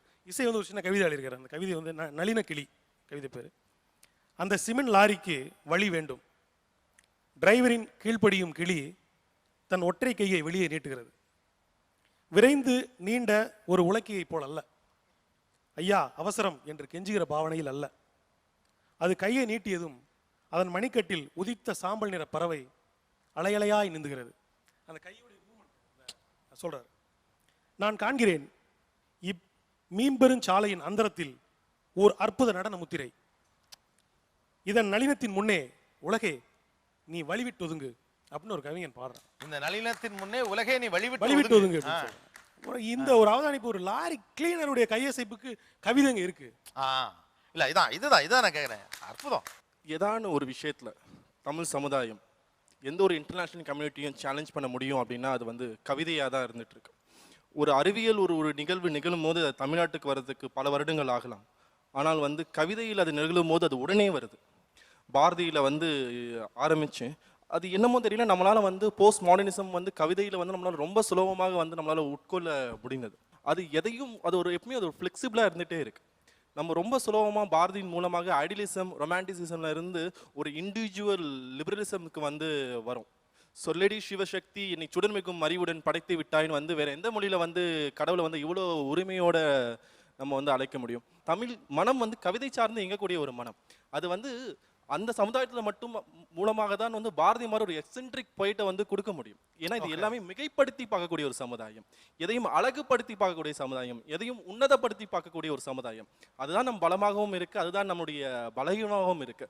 ஆனா இப்படி இருக்கக்கூடிய ஒரு சமுதாயம் ஒரு கட்டுப்பாட்டுக்குள்ள வளர்ந்த ஒரு சமுதாயத்தினால ரொம்ப சுலபமா கவிதை தளத்துல மட்டும் எதையுமே தொட முடியுது. ஸோ இது வந்து ரொம்ப சுலபமா வந்து வேற எங்க எழுதிட முடியும்னு தெரியல. எச்சிலோடு விழுங்கி விடுகின்றேன் உன் முத்த அடையாளங்களை. இதை வந்து எப்படி வந்து இதை வந்து நார்மலா வந்து பேச முடியாது. ஆனா கவிதையில பேசினா தமிழன் வந்து அதை ஏற்றுக்கொள்ள தயாராகவே இருக்கு. ஏன்னா வந்து தமிழர்களுக்கு கவிஞர்கள் வந்து எப்பயுமே வந்து அவர்கள் ரொம்ப ஒரு மேல் தளத்துல இயங்கக்கூடியவர்களாகவே நம்முடைய மனம் அவர்களை பார்த்துட்டே இருக்கு. நான் சொல்லுவேன், you name it we have it. Okay, you name it we have it. அது பிலாசபியா ஸ்ட்ராங்கான வார்த்தை தான். You name it we have it. எல்லாமே இருக்கிறது இது. ஓகே, பிலாசபியா இருக்கு, பக்தி இயக்கமா இருக்கு, அடக்குமுறை எதிர்த்த கவிதைகளா இருக்கு, வாழ்க்கையை கொண்டாட்டமாக பார்க்கக்கூடிய கவிதைகளா இருக்கு, காமத்தை உச்சத்தை பேசக்கூடிய கவிதைகளா இருக்கு, இண்டிவிஜுவலிசத்தை பத்தி பேசக்கூடிய கவிதைகளா இருக்கு, சமுதாயத்தை பற்றி கூடிய பேசக்கூடிய கவிதைகளா இருக்கு, மரபு சார்ந்த கவிதைகளா இருக்கு, தாய்மையை கொண்டாடக்கூடிய கவிதைகளா எல்லாமே இருக்கு. இது இங்க வந்து எல்லாமே இருக்கு. ஸோ நான் வந்து என்னுடைய தாய்மொழி தமிழ் அப்படின்னு சொல்லும் போது எதான ஒரு விஷயத்துல வந்து நான் தான் அப்படின்னு சொல்லணும்னா அது கவிதையில் கவிதை. Stay tuned with us. இது ஆச்சி மசாலா நீயா நானா பவர் பை ஜன்னல் சமூகத்தின் சாளரம் Vernika ayurvedic hair oil co presented by Sunland ஒவ்வொரு துளியிலும். Welcome back to Aachi Masala Neeya Naana power by ஜன்னல் சமூகத்தின் சாளரம் Vernika ayurvedic hair oil co presented by Sunland ஒவ்வொரு துளியிலும் எனர்ஜி. என்னென்ன தளங்களில் இயங்கி நாம இன்னைக்கு ஒரு சர்வதேச அளவில் நம்முடைய கவிதைகள் சிறந்ததுன்னு அதனுடைய வீச்சு இருக்குன்னு நம்ம நியாயப்படுத்த முடியும்? யாதும் ஊரே யாவரும் கேளுங்கிற ஒரு வரி போதும்.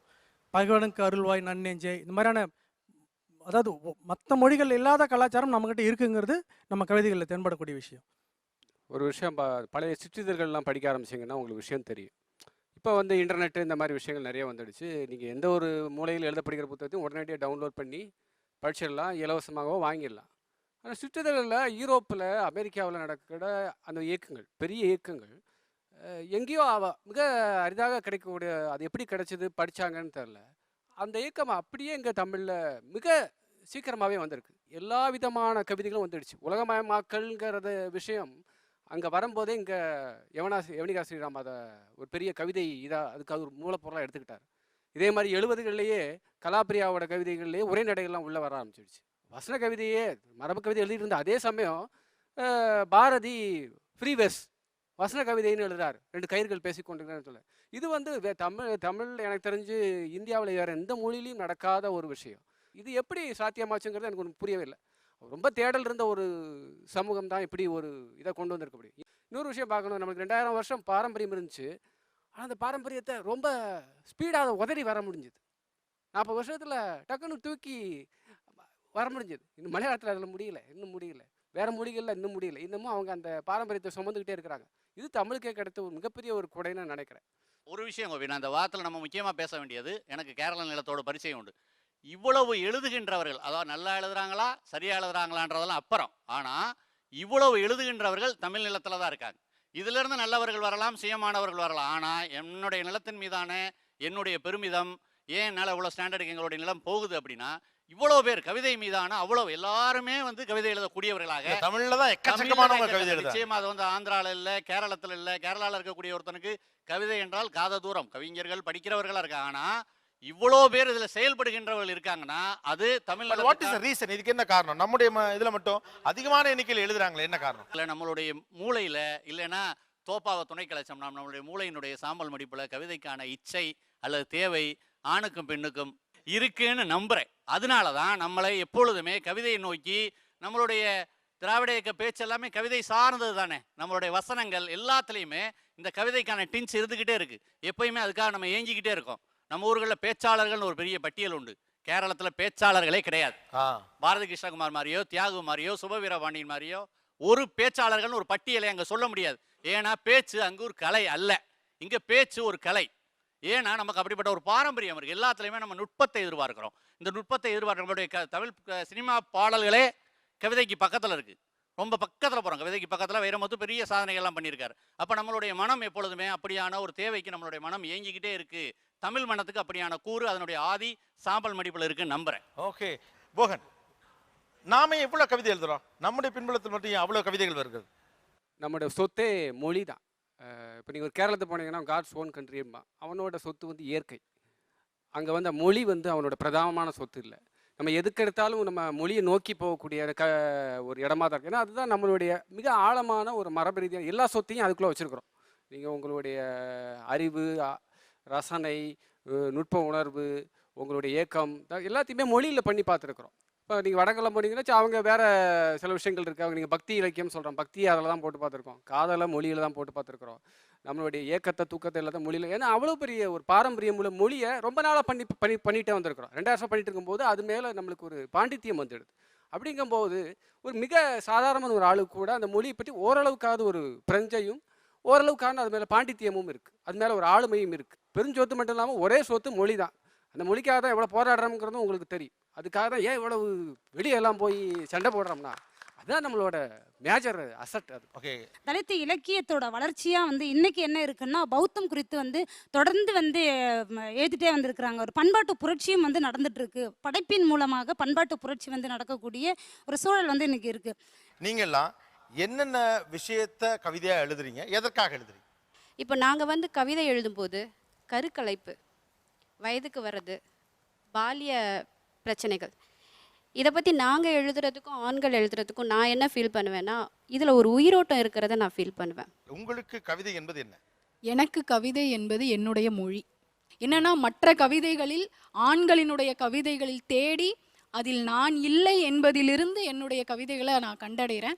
என்னுடைய தனிமையை எனக்குள் நான் நிகழ்த்துகிற உரையாடல் அது. சத்தமாய் எனக்கு ஒரு முத்தமிடு, சாதியத்தின் காதில் நம் காதல் சவுக்கடியாய் விழட்டும் என்று ஒரு கவிதை எழுதினால் அந்த சாதியத்தின் தாக்குதல் என் காதலில் இருக்கிறது என்பதிலிருந்து நான் என்னை வெளிப்படுத்திக் கொள்கிறேன். நான் எழுதணும்னு நினச்சது வந்து என்னோட பெரியம்மா பொண்ணுக்கு இன்னைக்கு 42 வயசாகுது, இன்னும் திருமணம் ஆகலை. காரணம் என்னென்னா அவங்க அழகாக இல்லை. இந்த நகைச்சுவைகள் எல்லாம் கிண்டல் பண்ணுவாங்க இல்லையா, ஒரு பெண்ணை வந்து அழகு இல்லைன்னா இது கல்யாணம் பண்ணிக்கலாமா வேண்டாமான்ற சூழ்நிலையில் இன்னைக்கு 3ஆம் தாரமாக கூட மணக்க எனக்கு ஆட்கள் இல்லை. அது ஒரு பெண். இதை நான் எழுத்தா நான் கொட்டலைன்னா நான் மனப்பிறழ்வுக்கு போயிடுவேன். அதனால் கொட்டிடுறேன். அது நல்லதோ கெட்டதோ இலக்கணம் இருக்கோ இல்லையா, பட் என் மன ஆத்திரத்தை நான் எழுத்தா கொட்டிடுறேன். அது கவிதை ஆகிறது வாசிக்கிறவங்க கையில் தான். ஆனால் என்ன இதை கொட்டின வாட்டி நான் ஒரு உலகம் எனக்கு மனசு லேசாகிடுது. எதுக்காக எழுதுறேன்? என் அழுகையை வந்து வார்த்தைகளாக மாற்றினேன். அதுதான் முதல்ல கவிதை எழுதுறதுங்கிறது வந்து என்னுடைய வருத்தம், அழுகை, அதுதான் கவிதையாக மாறிச்சு. என்னுடைய கர்ப்பப்பையில் வந்து வலி இருக்குது அப்படிங்கும்போது அதை வந்து நான் தான் உணரணும், அதை எப்படியாவது வார்த்தையில் கொண்டு வரணும். அது மாதிரியான சின்ன பெண்களுக்கான உணர்வுகளை மட்டும் என்னால் எழுதணும் அப்படிங்கிறது வந்து ஆசை. அதை தான் நான் எழுதவும் முயற்சி பண்ணிட்டு இருக்கேன். நான் ஒரு உமாவின் பிரச்சனையை மட்டும்தான் சொல்வது என்னுடைய கவிதை என்பதை நான் ஏற்றுக்கொள்வதில்லை. அர்த்தநாரீஸ்வரனாக ஒரு சிவன் மட்டும்தான் இருக்க முடியும்னு இல்லை, அர்த்தநாரீஸ்வரியாக ஒரு சக்தியும் இருக்க முடியும். ஆணின் வலியையும் நாங்கள் உணர்வோம், பெண்ணின் வலியையும் உணர்வோம். பெண்ணின் வலியை கூடுதலாக எங்களால் தெளிவாக சொல்ல முடியும். நான் மிக வெளிப்படையாக சொல்ல வேண்டுமென்றால் இந்த வாழ்க்கை, நான் சந்திக்கிற மனிதர்கள் எனக்கு தரக்கூடிய அனுபவங்களிலிருந்து, அது தரக்கூடிய மன அழுத்தங்களிலிருந்து நான் வெளியேறுவதற்காகவும், எனக்குள்ளாக இருக்கக்கூடிய தனிமையை விரட்டுவதற்காகவும், எனக்குள்ளாக அவ்வப்போது தோன்றுகிற தற்கொலை எண்ணங்களை ஒத்தி போடுவதற்காகவும் தான் நான் உண்மையிலேயே கவிதை எழுதுகிறேன். இதை நான் ரொம்ப வெளிப்படையாக சொல்லணும்னு நினைக்கிறேன். மன நெருக்கடியும் அரசியல் நெருக்கடியும் தான் கவிதையை எழுத வைக்குதுன்னு நினைக்கிறேன். என்னால் வந்து துயரத்தையோ வன்முறையையோ என்னால் உள்ளுக்குள்ளே வச்சுக்க முடியலை. துரோகத்தை எதுவுமே வந்து உள்ளுக்குள்ளே வச்சுக்க முடியல. அதில் கவிதையாக எழுதி முடிச்சதுக்கப்புறம் வந்து என்னோட பெயின் வந்து வெளியில் போயிடுது. அதே மாதிரி அரசியல் பிரச்சனை, முக்கியமான அரசியல் பிரச்சனை நடக்கிறப்ப நான் ரொம்ப இமோஷனலாக ஆயிடுறேன். அதை வந்து நான் கவிதையாக எழுதுகிறப்ப வந்து எனக்கு அது வந்து நான் நிதானம் அடைகிறேன். நான் நிதானம் அடையிறதுக்கு, ஆமாம், என் நிதானம் அடைகிறதுக்காகவும் நான் கவிதை எழுதுறேன்னு சொல்லலாம். கடவுளிடமிருந்தும் சாத்தானிடமிருந்தும் என்னை காத்துக்கொள்வதற்காகவே நான் கவிதை எழுதுகிறேன். இல்லை, எனக்கு அவங்க சொன்னதில் நிறைய முரண்பாடு இருக்குது. ஒரு சைக்காலஜிக்கல் டாக்டர் செய்ய வேண்டிய வேலையை தான் கவிதை செஞ்சிட்டு இருக்கா அப்படிங்கிறது எனக்கு வருத்தம் தான் இருக்குது. எனக்கு இப்போ பிரச்சனை, சைக்காலஜிக்கல் பிரச்சனை, வாழ்வியல் பிரச்சனை, அதை தீர்த்துக்கிறதுக்கு நான் எழுதுகிறேன் அப்படிங்கிறதுல எனக்கு பெரிய உடன்பாடு இல்லை. அது ஏதோ ஒரு நிறைய இன்றைய நவீன கவிதைகளில் நான் வாசிக்கிற ஒரு பர்சனல் டைரி மாதிரி இருக்குது. எனக்கு என்னுடைய கருத்து சொல்கிறேன். ஸோ அந்த பர்சனல் டைரிஸை எழுதுறதுக்கு எதுக்கு இவ்வளோ ஆர்ப்பாட்டம், அல்லது இது எதுக்கு கவிதைன்னு முன் வைக்கிறீங்க அப்படிங்கிறத என்னுடைய கேள்வி. உங்கள் பிரச்சனை ரைட், ஓகே, நீங்கள் என்ன சொல்ல வரீங்க, இங்கே என்ன சொல்ல, நீங்கள் பொதுவாக ஒரு இடத்துக்கு வரீங்க, இது என் கவிதையில் எடுத்து வைக்க போகிறீங்க இந்த மேஜையில் வந்து, இப்போ என்ன சொல்ல வரீங்கிறது என்னுடைய கேள்வி. நேற்று ஒரு சின்ன ஒரு ஆர்டிக்கல் படிச்சுட்டு இருந்தேன். அதில் வந்து மலம் அழுகிறவர்கள் பற்றி ஒரு ஆவணம் ஒருத்தர் எழுதியிருக்கார், ஒரு புத்தகம். அந்த புத்தகத்தில் வந்து அந்த அம்மா அவர் அவதானிச்சு சொல்கிறாரு, அவங்க பேசுகிறதுக்கு முன்னாடி முதல்ல தண்ணி கொடுப்பாங்க, குடிக்கணும். அதுக்கப்புறம் டீ கொடுப்பாங்க, அதையும் குடிக்கணும். சாப்பாடு கொடுப்பாங்க, அதை சாப்பிடணும். அதுக்கப்புறம் தான் நம்மகிட்ட பேச ஆரம்பிப்பாங்க அப்படின்னு சொல்லி அந்த ஆவணப்பட டைரக்டர் சொல்லி முடிச்சு என்ன சொல்கிறாருன்னா, அவர்களுடைய குழம்பை வந்து பார்த்தேன் நான், அவங்க மஞ்சள் பொடியை பயன்படுத்துறதில்ல அப்படின்னு சொல்லிட்டு. ஏன் அப்படின்னு பார்க்கும்போது அந்த மஞ்சள் நிறம் வந்து மலம் சார்ந்த ஒரு முகச்சிலிப்பை ஏற்படுத்தி மஞ்சள் நிறம் குறித்த ஒரு பெரிய அசோசியை அவங்க ஆளாகிறாங்க. இது ஒரு பெரிய சைக்காலஜிக்கல் ஃபேக்டர் அவங்கள பொறுத்த வரைக்கும். நான் இந்த இடத்துல இருந்தால் என் கவிதைக்கான கச்சா பொருள் எடுக்கணும்னு நினைக்கிறேன். என் வாழ்க்கையில் இனிமேல் மஞ்சள் சார்ந்து எழுதும் பொழுது இது என்னை அவ்வளோ டிஸ்டர்ப் பண்ணும். உலகத்தில் எவ்வளோ விஷயங்கள் இருக்குது எழுதுறதுக்கு. வெறுமனே வந்து தன்னுடைய வாழ்வை பற்றியும் தன்னுடைய காதலை பற்றியும் தன்னையை பற்றியுமே எழுதிருக்குங்கிறதுல எனக்கு உடன்பாடு இல்லை. I'm very sorry. அந்த வாதத்திலேருந்து முற்றிலும் முரண்பட்டு தான் நான் பேசணும்னு நினைக்கிறேன். ஒரு பெண் அல்லது ஒரு மனுஷன் யாராக வேணா இருக்கட்டும், தன்னுடைய அகம் சார்ந்த வாழ்வை புறவெளியில் முன்வைப்பது என்பது ஒரு மிகப்பெரிய அரசியல். அந்த சமகாலத்தில் வாழ்ந்த மனிதன் தன்னை முன்வைத்து போகிறான் என்பதான அரசியல். அதை நீங்கள் புறந்தள்ளிட்டு ஒரு பெண் காலகாலமாக மறுக்கப்பட்டு வந்திருக்கிற உரிமையை பெறும்போது தன்னுடைய வாழ்க்கை, என்னுடைய மாதவிடாய் பருவம் இப்படித்தான் இருக்கும், என்னுடைய காதல் இப்படித்தான் இருக்கும், என்னுடைய காமம் இப்படித்தான் இருக்கும் என்று எழுதுவதை நீங்கள் வந்து அது தனி மனித ஒருத்தங்களை ஃபோக்கஸ் பண்ணிக்கிற ஒரு விஷயமா பார்க்கறது அப்படின்றதே வந்து ஒரு முற்றிலும் தவறான. நான் சொல்ல வரதை வந்து அவங்க தப்பாக புரிஞ்சுக்கணும்னு நினைக்கிறேன். நான் என்ன சொல்ல வரேன்னா, நான் பெண்களை பற்றியே பேசலை, இங்கே இருக்கிறவங்களும் சேர்த்து தான் நான் சொல்லிட்டு இருக்கேன். பெண்களை பற்றி மட்டும் நான் சொல்லவே இல்லை, பொதுவான கவிதையை பற்றி மட்டும் தான் நான் பேசினேன். இன்னொரு விஷயம் என்ன சொல்கிறேன்னா, பர்சனலுக்கும் பொதுவுக்கும் ஒரு விஷயம் நான் சொல்கிறேன். என்னன்னா, உங்களுக்கு பசிக்குங்கிறது மேட்ரு. நீங்கள் உங்களுக்கு பசிக்குதுன்னு சொல்ல வரீங்க, நீங்கள் ஒரு கவிதை நீங்கள் பசிக்குன்னு சொன்னால் நீங்கள் உங்களுக்கு பசிக்குதுன்னு நான் புரிஞ்சுக்கிறேன், சரிங்களா? நீங்கள் பசியை பற்றி ஒரு கவிதை எழுதும் பொழுது அதில் நான் என் பசியை பார்க்கணும், அதைத்தான் சொல்ல வரேன். இல்ல நீங்க அந்த பாயிண்ட் ஆஃப் வியூல சொல்லிட்டீங்க. நீங்க சைக்காலஜிக்கலான பிரச்சனைகளை எழுதாதீங்க நீங்க சொன்னதை சொல்றேன். இன்னைக்கு ஆத்மானம் கவிதைகள்ல நிறைய கவிதைகள் அப்படி இருக்கு. சில்வியா பிளாத்தினுடைய கவிதைகள்ல எல்லா கவிதைகளும் ஆல்மோஸ்ட் அப்படிதான் இருக்கு. ஆனா அது எல்லாம் நாம் இன்னைக்கு ஏத்துட்டு தான் இருக்கோம். ஏதோ ஒரு இடத்துல அந்த கவிதைகள் சமூகத்தினுடைய இருண்ட பக்கத்தை, மனித வாழ்வினுடைய இருண்ட பக்கத்தை காட்டுதுன்ற அடிப்படையில் அதை நம்ம கடந்து போயிட்டு இருக்கலாம். அதுக்காக வேண்டி எழுதுகிற பெண் கவிஞர்கள் எல்லோரும் வந்து சுயத்தை மட்டுமே முன்வைக்கிறார்கள். என்னடா அப்படி சொல்லல, பொதுவானதான் பேசிட்டு இருக்கேன். நீங்க இப்படி தனிமைப்படுத்திக்காக தான் உங்களை சொல்ல வரேன். பெண் கவிஞர்கள் உங்களுக்கு தனிமைப்படுத்திக்காக நான் சொல்ல வரேன். ஆண் கவிஞர்களும் அப்படி இருக்காங்க அப்படின்றது ஒரு விஷயம் இருக்கு. இப்ப வெயில் சொல்லக்கூடிய இதே சிக்கல் ஆண் கவிஞர்கள்ட்டே உண்டு. கிட்டத்தட்ட ஆண் கவிஞர்கள் எல்லாமே இந்த சூதுகவும்ல வரக்கூடிய விஜய் சேதுபதி மாதிரி இல்லாத ஒரு பொண்ணை வச்சுக்கிட்டு கூடையே இருக்கதா நினைச்சுக்கிட்டு அந்த பொண்ணுக்கு ஒரு பேரெல்லாம் வச்சு அந்த பொண்ணு கூடையே இருக்கும், அந்த பொண்ணோட பாட்டு பாடி அப்புறம் அந்த பொண்ணு செத்து போயிடும், அப்புறம் கடற்கரையில் உட்காந்து அழுகிறது. இது தமிழ் நவீன கவிதையில் ஆண் கவிஞர்களுக்கு இருக்கக்கூடிய சிக்கல். நான் எழுத வந்தபோது, ஏன் இதை எழுதுற, உனக்கு என்ன தெரியும், நீ விளிம்பு நிலையை பற்றி எழுது, உனக்கு என்ன, நீ வந்து ப்ரிவிலேஜ்ட், உனக்கு என்ன தெரியும் அப்படின்னு வந்து சொன்னாங்க. அப்படின்னு தான் பல விதமான விமர்சனங்கள் வந்தது. பர்சனலாக இருக்கோ என்னவோ, என்னை பொறுத்த வரைக்கும் நீ இதைத்தான் எழுதணும் அப்படின்னு சொல்கிறதுக்கு யார், சொல்கிறவங்க யார்? உனக்கு பிடிக்கலையா படிக்காமல் போங்க. எனக்கு என்னுடைய மன ஓட்டத்தோட ரெசனேட் பண்ணுற யாரோ ஒருத்தவங்களுக்கு அது பிடிச்சிருக்கும் இல்லையா? பத்மான், உங்களை நீங்கள் என்னதான் எழுதணும்னு யாருமே சொல்ல முடியாது. உங்களுக்கு வானளாவிய சுதந்திரம் உண்டு, என்ன வேணாலும் நீங்கள் எழுதலாம், அதில் எந்த பிரச்சனையும் கிடையாது. ஆனால் அப்படி எழுதி நீங்கள் சமூகத்துக்கு முன்னாடி வைக்கும் பொழுது அதை விமர்சிக்கின்ற உரிமை எல்லாருக்கும் இருக்கு, அவ்வளவுதான், வேற ஒண்ணுமே கிடையாது. நீங்களே இதை எழுதுகிற யாருமே சொல்ல முடியாது. இந்த விமர்சனங்கிறதே வந்து எழுதாதீங்கன்னு சொல்றது தானே விமர்சனம்.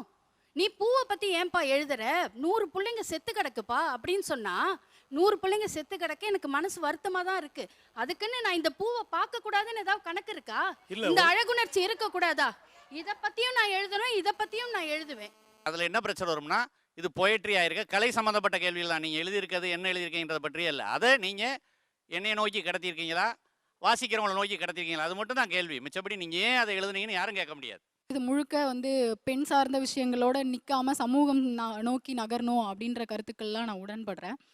அதே நேரத்தில் இந்த மாதிரியான விமர்சனங்கள் ஏன் வந்து ஏற்றுக்கிறதுல அல்லது வந்து ஒரு சிக்கல் எழுது அப்படின்னா, பொதுவாகவே கவிதைகள் எழுதுறது அப்படின்னு வரும்போது ஆண் கவிஞர்கள் எழுதுகிற கவிதைகளில் அந்த பர்டிகுலர் ஒரு கவிஞரை வந்து அவருடைய வாழ்க்கையை, அவருடைய துணையை அல்லது அவருடைய காமம் சார்ந்த உணர்வுகளை நம்ம தேடுறதில்ல. அவருடைய அனுபவங்களாக முழுக்க நம்ம அதை உணர்றதில்ல. ஆனால் ஒரு பெண் கவிஞர் எழுதும்போது முழுக்க அது வந்து அவருடைய வாழ்க்கை அனுபவமாக மட்டுமே பார்க்கப்படுற சூழல்ல இருந்து தான் இந்த பிரச்சனை எழுது அப்படின்னு நான் பார்க்குறேன். ஒரு சிறிய இடைவேளைக்கு பிறகு தொடர்ந்து பேசுவோம், கவிதையில் மூழ்குவோம். Stay tune with us. இது ஆச்சி மசாலா நீயா நானா, பவர் பை ஜன்னல், சமூகத்தின் சாளரம், Vernika ayurvedic hair oil, co presented by Sunland, ஒவ்வொரு துளியிலும். Welcome back to Aachi Masala Neeya Naana, power by ஜன்னல், சமூகத்தின் சாளரம், Vernika ayurvedic hair oil, co presented by Sunland, ஒவ்வொரு துளியிலும் எனர்ஜி. இங்கே ஒரு முதல்நிலை, ஒரு ஆரம்ப நிலை கவிஞர் எழுதக்கூடிய கவிதைகளை தான் பல மொழிகள்ல இருந்து வரக்கூடிய ஒரு 10 வருஷம் 15 வருஷம் எழுதிட்டு இருக்கக்கூடிய பல கவிஞர்கள் எழுதுகிற விஷயத்த ரொம்ப ஆச்சரியத்தோடு நான் பார்த்தேன். ஆனால் அவங்களுக்குலாம் வந்து பார்த்திங்கன்னா ஒரு சர்வதேச அளவில் பெரிய வாய்ப்புகள், மொழிபெயர்ப்புகள், நிறைய இன்டர்நேஷ்னல் ஃபோரத்தில் பார்ட்டிசிபேட் பண்ணக்கூடிய வாய்ப்பு. ஆனால் தமிழில் எழுதக்கூடிய முதல்நிலை கவிஞர், இப்போது ஞானகுத்தன் மாதிரி, கலாப்பிரியா மாதிரி, வனதாசன் மாதிரி ஒரு முதன்மையாக எழுதக்கூடிய கவிஞர்களுக்கு கூட அண்டை மொழிகளில் கூட ஒரு சின்ன அறிமுகம் இல்லை. அவங்க யாருக்குமே நம்மளை தெரியல. ஆனால் நான் போகிற ஒவ்வொரு ஒர்க் ஷாப்லேயும் அந்த கேள்வியை எழுப்புறேன். வந்துட்டு இவர்கள் எல்லாம் எங்களுடைய கவிஞர்கள்னா ஆச்சரியப்படுறாங்க, எவ்வளோ பெரிய ஹை ஸ்டாண்டர்டில் இருக்குன்னு. ஆனால் நம்மளை பற்றி சொல்வதற்கு யாருமே இல்லை. அப்போ எங்கேயோ இந்த புற உலகத்துக்கு நமக்கு இடையில ஒரு சுவர் வந்துருச்சு. இன்னொரு புறம் பார்த்தீங்கன்னா ஏராளமான பிறமொழி இலக்கியங்களை நம்ம தமிழில் கொண்டு வந்திருக்கோம். போயட்ரியில், ஃபிக்ஷனில், எல்லாத்துலேயும். தமிழுக்கும் மலையாளத்துக்குமான விஷயத்தை எடுத்துக்கோங்க. தமிழிலிருந்து மலையாளத்துக்கு போனவர்களுடைய அளவையும் மலையாளத்திலிருந்து தமிழுக்கு வந்தவங்க அளவையும் ஒப்பிட்டு பார்த்தீங்கன்னா மலைக்கு மடுவுக்குள்ள வித்தியாசம் இருக்கும். அஸ்வாமித்திரனை கூட அங்கே சரியாக யாருக்கும் தெரியாது. ஆனால் அங்கே இன்னைக்கு எழுத புதுசாக வரக்கூடிய ஒரு பையனை கூட தெரியும். அப்போ இந்த முதல்ல இந்த சர்வதேச தரம் பற்றி நீங்கள் கேட்குறீங்க. அதாவது ஆற்றூர் ரவிவர்மா ஒரு 400 தமிழ் கவிதைகளை, நவீன கவிதைகளை மொழிபெயர்த்து மலையாளத்து ஒரு புத்தகம் கொண்டு வந்தார். அது புத்தகம் அந்த தொகுப்பு வந்த ஒரு 2 வருஷத்தில் மலையாள போயட்ரியோட தன்மையை தமிழ் கவிதை மாற்றி அமைக்குது. இதை நான் சொல்லலை, ஆற்றூர் ரவிவர்மாவே பதிவு செஞ்சுருக்கார். அப்போ என்னன்னு கேட்டிங்கன்னா கிட்டத்தட்ட மலையாள கவிதைகளை விட ஒரு 40-50 வருடங்கள் முன்னோக்கிய தமிழ் கவிதை இருக்குது அப்படின்னு ஒரு விஷயத்த சொல்கிறாங்க. இது கன்னடத்தில் இல்லைன்னா நீங்கள் வந்து தெலுங்கில் இந்த மாதிரி மொழிகளில் ஒப்பிட்டா கூட, ஈவன் ஹிந்தியில் ஒப்பிட்டா கூட இதை சொல்ல முடியும். நீங்கள் ஃப்ரெஞ்சு போய்ட்ரிலையோ, ஆப்பிரிக்கன் போய்ட்ரிலையோ, இல்லை இங்கிலீஷ் போய்ட்ரிலையோ, லத்தீன் அமெரிக்கன் போய்ட்ரிலையோ எந்த சேஞ்ச் வந்தாலுமே அது தமிழ் போய்ட்ரிலையும் வருது.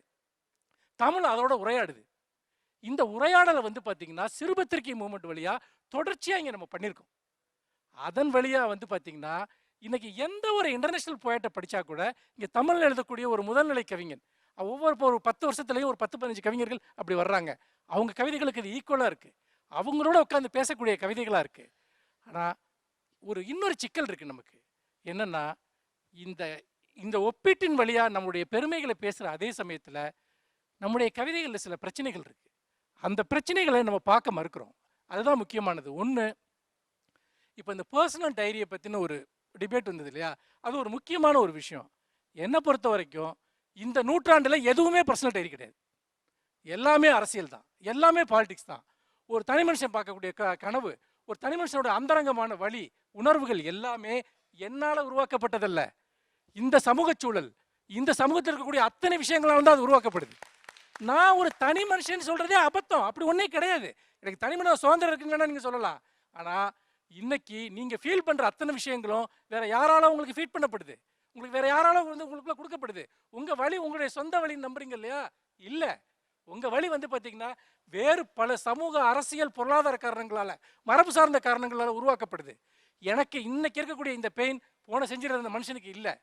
சாவை நான் யோசிக்கிறது இந்த நூற்றாண்டில் யோசிக்கிற மாதிரி போன நூற்றாண்டு அந்த மனுஷன் யோசிக்கலை. அப்போ என்ன நடக்குதுங்க? இது எல்லாம் எதுவுமே பர்சனல் இல்லை. ஆனால் எங்கே இப்போ இசை போன்றவர்கள் எழுப்புற ஒரு கேள்வி வருதுன்னா, இந்த கேன்வாஸை நீங்கள் எப்படி உருவாக்குறீங்க? எதை எழுதுறதுங்கிறது பிரச்சனையே இல்லை, எப்படி எழுதுறோங்கிறது தான் பிரச்சனை. இந்த அளவில் தான் நம்ம சர்வதேச அளவில் போட்டிடுறோம். வந்துட்டு அதாவது ஒரு விஷயத்தை எனக்கு நடந்ததுன்னு மட்டும் சொல்கிறதுங்கிறது அது எல்லாத்துக்குமே உரிமை இருக்குது, சொல்லலாம். ஆனால் எல்லா கவிதைக்குமே ஒரு சின்ன ஒரு ஆர்ஜின் தான் நமக்கு வந்து ஒரு ஒரு பெயினோ ஒரு டிஸ்டர்பன்ஸோ காரணமாக இருக்கும். அந்த டிஸ்டர்பன்ஸோட இந்த கவிதை முடிஞ்சிருச்சுன்னா அப்போ நம்ம மிகப்பெரிய கவிதைகள் எழுதுறது? இப்போ பாரதியோட எந்த கவிதையை வந்து பார்த்தீங்கன்னா படித்தாலும் நமக்கு மனசு பெருசாக விரியுது. ஏன் விரியுது? ஏன்னா அது பாரதிக்கு வறுமை இருந்தது. படிக்கிறப்ப பாரதியோட வறுமையாக தான் நம்ம அதை பார்க்குறோமா? இல்லையே. அப்போ வறுமையினுடைய மொத்த கேரக்டர் நம்ம மனசில் வருது. அது எப்படி வருது? அப்போ அந்த கேன்வாஸை பெருசாக்குறான், வறுமையை தத்துவத்தோட இணைக்கிறான், வரலாற்றோட இணைக்கிறான். வந்துட்டு பார்த்தீங்கன்னா அப்படி இணைச்சு ஒன்னொன்னையும் நம்ம கேன்வாஸை பெருசாக்க நம்ம ஒரு பவர்ஃபுல் போய்ட்ரி எழுதுறோம். புதுமைப்பித்தன் வந்து ப்ரோஸ்ல திடீர்னு ஒரு பெரிய உடைப்பை உண்டு பண்றாரு. அதுக்கு முன்னாடி இருந்த ப்ரோஸ் அப்படியே காலி பண்றாரு. அப்போ அது எப்படி நடக்குது? ஆக யாரும் கால் பதிக்காத இடத்தில் கால் பதிப்பது தான் கவிதையோட ஒரு விஷயம். அது மொழியால, மனோபாவத்தால, பண்பாட்டால, கவிதையியல் கோட்பாட்டால அது நடக்கணும். வந்துட்டு இன்னைக்கு இவ்வளவு பேர் கவிதை எழுதுறாங்க. கவிதை மக்களோட மொழியா இருக்கா? எத்தனை பேர் வந்து இன்னைக்கு கவிதை படிக்கிறாங்க, கவிதையோட தன்னை அசோசியேட் பண்ணிக்கிறாங்க? தமிழ்ல இருக்கக்கூடிய மேஜர் போய்ட்ஸோட பேர் எத்தனை பேருக்கு தெரியும்? சொல்லுங்க பார்க்கலாம். முக்கியமா கவிதையில தொடர்ந்து எங்கிறவங்க எத்தனை பேருக்கு தெரியும்? இன்னைக்கு என்னை வந்து டிவியில் பேசுறவனா தான் நிறைய பேருக்கு தெரியும். யாரை பார்க்கலாம்? சார் உங்களை டிவியில் பார்த்தேம்மா. என்ன தமிழ்ல 20,000 கவிதை எழுதியிருக்கேன் நான். யாருக்காவது தெரியுமா? தெரியாது. இந்த ஷோல சொல்றேன். வந்துட்டு இதை பார்த்துட்டு இருக்கவங்க கூட இவர் கவிஞரா அப்படின்னு முதல்ல தோணும். வந்துட்டு எதுக்கு சொல்ல வர்றேன்னா, கவிதைக்கும் அந்த சமூகத்துக்குமான உறவு இன்னைக்கு வலுவா இல்லை. நிறைய பேர் கவிதை எழுதலாம், ஆனா சிறந்த கவிதைகள் படிக்கப்படுறதில்லை. நீங்க சொன்னது மிக முக்கியமான பதிவு. நிறைய பேர் எழுதக்கூடிய, எப்போதும் கவிதையை கொண்டாடுகிற ஒரு சமூகத்துடைய மிகச்சிறந்த கவிஞர்களை இந்த சமூகம் அறிந்து வைத்திருக்கவில்லை. குறைஞ்சபட்சம் இந்த ஷோல ஒரு நல்ல தமிழனுடைய ஆகச்சிறந்த கவிஞர்கள் என்று நீங்கள் நினைக்கக்கூடிய சமகாலத்தில் இருக்கக்கூடிய கவிஞர்களுடைய பெயரையும் அவருடைய படைப்புகளையும் கூட நீங்க சொல்லாமே. அங்கே நான் முதல்ல இப்போ இருந்து ஆரம்பிக்கிறேன். மனுஷ்யபுத்திரன் ஒரு கவிஞர். அவர் டிவியில் பேசுகிறவர் அல்ல. ஓகே, அங்கிருந்து தொடங்குவோம். என்னை பொறுத்த வரைக்கும் எனக்கு தமிழில் வந்து ரொம்ப நான் எழுதுகிற வகையான போய்ட்ரிக்கு ஒரு இன்ஸ்பிரேஷனாக இருந்த, ஒரு படிக்கணும்னு நினைக்கக்கூடியவங்க தமிழில் 2 பேர் தான் நான் முதல்ல சொல்லுவேன். ஒன்று நகுலன், இன்னொன்று பிரமிழ். இவங்களுடைய கவிதைகளை அடிப்படையில் படித்தா தான் ஒரு போய்ட்ரியோட அடிப்படையான ஸ்ட்ரக்சரை வந்து ஒருத்தர் புரிஞ்சுக்க முடியும். போய்ட்ரியோட இன்ஸ்பிரேஷனையும் புரிஞ்சுக்க முடியும். நகுலனையும் பிரமிழையும் நான் நினைக்கிறேன். ஓகே, அங்கே நான் இப்போ இருக்கிற கவிஞர்கள் தான் குறிப்பிட விரும்புகிறேன். சமகால கவிஞர்கள். சமகால கவிஞர்கள் அதில் மொத்த நரன் அவரோட உப்பு நீர் முதலை முக்கியமான ஒரு கவிதை தொகுப்புன்னு நினைக்கிறேன். அது மாதிரி கண்டராதித்தன் ஒருத்தர் எழுதுறாரு, ராணி திலக். இந்த 3 பேருமே முக்கியமான ஒரு கவிஞர்களாக நினைக்கிறேன். என்னோட இது வந்து ஹெஜிர் ரசூல், அவரோடது நட சிவகுமார், ஓர்மன் புத்தகத்தின் மூலமாக அறிமுகமானவர். இசையும் லிபி அரண்யாவும் தமிழில் முக்கியமான கவிதைகள். ஓகே. சபரிநாதன் கவிஞர் இருக்காரு. களம் காலம் ஆட்டன் அவருடைய கவிதை தொகுதி. 2வது கருத்தடையான் அப்படின்னு சொல்லி ஒரு கவிஞர் இருக்காரு. அவருடைய கவிதை தொகுதி பேர் ஊட்டு. இன்னொருத்தர் வந்து வசுமித்ர, அவருடைய கவிதை தொகுதி பேர் ஆகவே என்னை நீங்கள் கொலை செய்ய காரணம் இருக்கின்றன. ஆகவே என்னை நீங்கள் கொலை செய்யலாம். முகுந்தராம் நாகராஜனோட கவிதைகள் சமீபமாக நான் வாசிக்கிறேன், ரொம்ப பிடிக்கும். அடுத்து போகன் சங்கரோட கவிதை இப்போ நான் வாசிக்கிறேன். ஓகே. என் பேர் ஜிப்சி நக்கீரன், வெயிலோட குற்றங்களின் நறுமணம். ஓகே. இப்போ சமீப காலத்தில் சல்மாவுடைய. ஓகே. கரிகாலன், பத்மஜா, சந்திரா, நறுமுகை தேவி, நா பெரியசாமி, ஆழி வீரமணி. ஓகே. தேவதச்சன், சங்கராம சுப்பிரமணியன், இசை, மனுஷபுத்திரன், முகுந்த் நகரன், அப்படி நீண்டு போயிட்டே இருக்கும். அது ஒரு கதிர் பாரதி, மெஸ்ஸியாவுக்கு 3 மச்சங்கள், யுகபாரதி, அது அவருடைய நிறைய கவிதை தொகுப்புகள் பிடித்தமானதாக இருக்கும். மகுடேஸ்வரன் அவருடைய நிறைசூலி, கல்கி சுப்பிரமணியன் அவர்களுடைய குறி அறுத்தேன். ஓகே. மகுடேஸ்வரன், பாவலர் அறிவுமதி.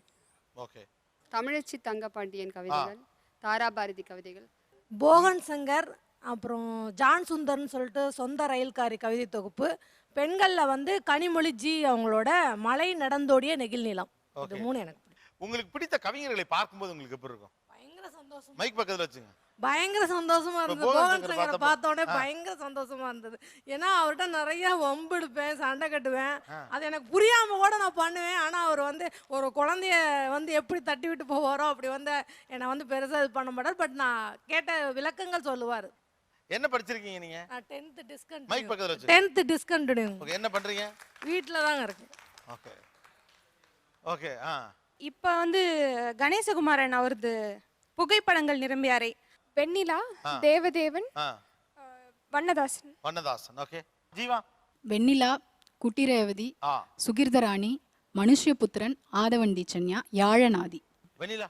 வண்ணதாசனுடைய மொத்த கவிதைகளையுமே வந்து வாசிப்புக்கு வந்து விடலாம். ஏன்னா அவர் எழுதியுள்ள அளவுக்கு வந்து இன்னும் அவருடைய கவிதைகள் வந்து தமிழ் சமூகத்துக்கு வந்து போய் சேரல அப்படின்னு நான் நினைக்கிறேன். அப்புறம் எனக்கு ரொம்ப பர்சனலாக ரொம்ப பிடிச்ச கவிதைகள்னால் கனிமொழியோட கவிதைகள் ரொம்ப குறிப்பிட்டு, ஏன்னா நான் எழுத தொடங்குறதுக்கு முன்னாடியிலேருந்து ரொம்ப இன்ஸ்பிரேஷனான கவிதைகள்.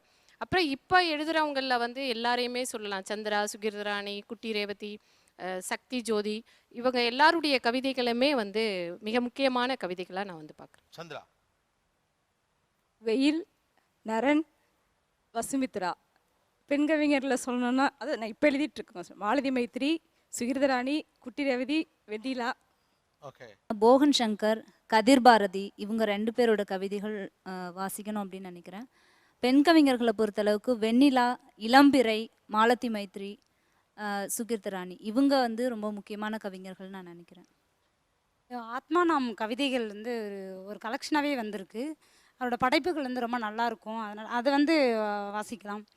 பிருந்தா அப்படின்னு ஒருத்தவங்க, கனிமொழியோட கவிதைகள், NT ராஜ்குமார், யாழநாதி, சுகிர்தராணி, மாலதி மைத்ரி, குட்டி ரேவதி, என்னோட படைப்புகள் எல்லாமே வந்து ஒரு வீரியத்தோடு வந்துட்டு இருக்கக்கூடிய படைப்பு. வண்ணதாசனையும் கலாப்ரியாவும் படிக்காமல் நம்ம கவிதை படித்தோன்னே சொல்ல முடியாது. அதுக்கப்புறம் ஃப்ரான்சிஸ் கிருபா, இப்போதைக்கு போகன் சங்கர், சக்தி ஜோதி.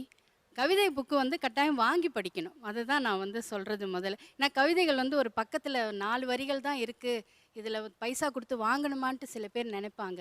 ஆனால் அதை வந்து கட்டாயம் கவிதை புக்கு வாங்கி படிக்கணும் அப்படின்னு சொல்லிட்டு நான் சொல்கிறேன். ஓகே. அழகான விஷயம். வாழ்வினுடைய அற்புதத்தை நாம் தெரிந்து கொள்ள வேண்டும் அப்படின்னு நினைச்சா கவிதை தான் படிக்க முடியும். அது மட்டும்தான் நமக்கு நம்ம மனசோடு ரொம்ப நெருங்கிய விஷயம். ஸோ வாழ்வின் அற்புதத்தையும் தரிசனத்தையும் உணரணும்னா கவிதை படியுங்கள். இந்த சித்திரை திருநாளில் ஒரு பரிசு முதல்ல ஒன்று கொடுக்கணும்னு நினைக்கிறேன். என்னன்னா, இவங்களை ஒரு குறியீடாகவே நாங்கள் பார்க்குறோம். எப்படின்னா, மற்ற சமூகங்களோடு ஒப்பிடுகிற போது தமிழ் சமூகத்தில் சாமானியர்கள் கூட ஒரு கவிஞராக தான் இருக்காங்க. ஒன்று எழுதுகிறார்கள், குறைந்தபட்சம் அதை படிக்கிறார்கள், ரசிக்கிறார்கள், தேடி பிடித்து அது என்னதென்று தெரிந்து கொள்ள ஆசைப்படுகிறார்கள். அப்படியான ஒரு பின்னணி தான் நம்முடைய ஸ்பெஷாலிட்டி அப்படின்னு நான் நினைக்கிறேன். அப்படி பார்த்ததுல 10ஆம் வகுப்பு தான் படிச்சிருக்கேன், அதுவும் முடிக்கல அப்படின்னாங்க. தனசக்தி கவிதையை ரசித்து எழுதுறாங்க. போகன் அவங்களுக்கு பெரிய ரசிகை. அப்படிங்கிறப்ப போகன் நீங்களே கொடுக்கணும் இந்த பரிசு. வாங்க. இதை விட சந்தோஷம் உங்களுக்கு வேற எதுவும் இருக்குமான்னு எனக்கு தெரியல. மங்களன் மங்கள் வழங்கும் கிஃப்ட் வவுச்சர். நிகழ்ச்சி ஆரம்பத்திலிருந்தே நிறைய கவிதைகள் சொன்னது. அப்புறம் வெளிப்படையாக கவிதையில் இருக்கக்கூடிய கோளாறுகள், இன்றைக்கு இருக்கக்கூடிய ஃப்ளாஸ், இதை ஒத்துக்கிட்டது. அப்புறம் நிறைய கவிதைகளை தேடி சமகால கவிஞர்களில் தொடங்கி பழைய கவிஞர்கள் வரைக்கும் எல்லாத்தையும் மனசுக்குள்ளே வச்சிருக்கு. ஏன்னா கவிதையை நேசிக்கிறவர்கள் அதை வாசிச்சுக்கிட்டே இருப்பாங்க அப்படின்னு சொல்லணும். அந்த இடத்துலேருந்து பார்க்குறப்போ உங்க எல்லாருக்குமே தெரியும் யாருக்கு இந்த பரிசு போகணும். வாங்க. 999 லுங்கீஸ் வழங்கும் 10,000 ரூபாய் மதிப்புள்ள கிஃப்ட் வவுச்சர் சாம்ராஜ் அவர்களுக்கு. கவிஞர் சாம்ராஜ், வாழ்த்துக்கள். தேங்க்யூ. ஆக்சுவலாக இன்றைக்கு கவிதை பல்வேறு பரிமாணங்களை எடுத்திருக்கு. அது பல தளங்களுக்கு கடந்து போயிருக்கு. கிட்டத்தட்ட மரபு கவிதைகள் இல்லை அப்படின்லாம் ஆயிடுச்சுனாலும் கூட மரபு கவிதைகள் தான் நம்முடைய வேர்கள், அதோடைய தொடர்ச்சியை விற்றவே கூடாது அப்படின்னு தான் எல்லாருமே ஒத்துக்கிட்டாங்க. அப்படி பார்க்கிற போது இங்கே மரபு கவிதைகளை ரொம்ப அற்புதமாக எல்லாருடைய கைத்தட்டலோடும் இந்த அரங்குக்குள்ளே வாங்கினவர் அவர் தான். வாங்க. 999 லுங்கீஸ் வழங்கும் 10,000 ரூபாய் மதிப்புள்ள gift voucher. Good luck, all the best. Thank you. இந்த ஷோவில் அடிக்கடி அதிகம்லாம் பேசலை அப்படின்னாலும் கூட ஷோவை நிறைய மடைமாற்றம் பண்ணது அப்படிங்கிறதுல ஒரு முக்கியமான ஒருத்தர் இருக்கார். அப்பப்போ டக்குன்னு ஷோவை அடுத்தடுத்த தளத்துக்கு அவர் தான் எடுத்துகிட்டு போனார். அப்புறம் தமிழில் கவனிக்கப்பட வேண்டிய மிக முக்கியமான கவிஞர், அவருக்கு இந்த பரிசை கொடுக்கணும் அப்படின்னு ஆசைப்படுறேன். போகன் சங்கர் அவர்கள் கிளாசிக் கிச்சன் வழங்கக்கூடிய 21,000 ரூபாய் மதிப்புள்ள கிஃப்ட் வவுச்சர். ஒரு நிமிஷம் இருங்க, நிறைய பெண் கவிஞர்கள் வந்து கொடுத்தா தான் நல்லா இருக்கும்னு நினைக்கிறேன். தேங்க்யூ. Thanks lot. நிகழ்ச்சியில் கலந்து கொண்ட அனைவருக்கும் கோபிநாத்தின் நெஞ்சார்ந்த நன்றிகள். மீண்டும் ஒரு சந்தர்ப்பத்தில் பேசுவோம். இது ஆச்சி மசாலா நீயா நானா பவர்ட் பை ஜன்னல், சமூகத்தின் சாளரம், Vernika ayurvedic hair oil, co presented by Sunland, ஒவ்வொரு துளியிலும் எனர்ஜி. நன்றி.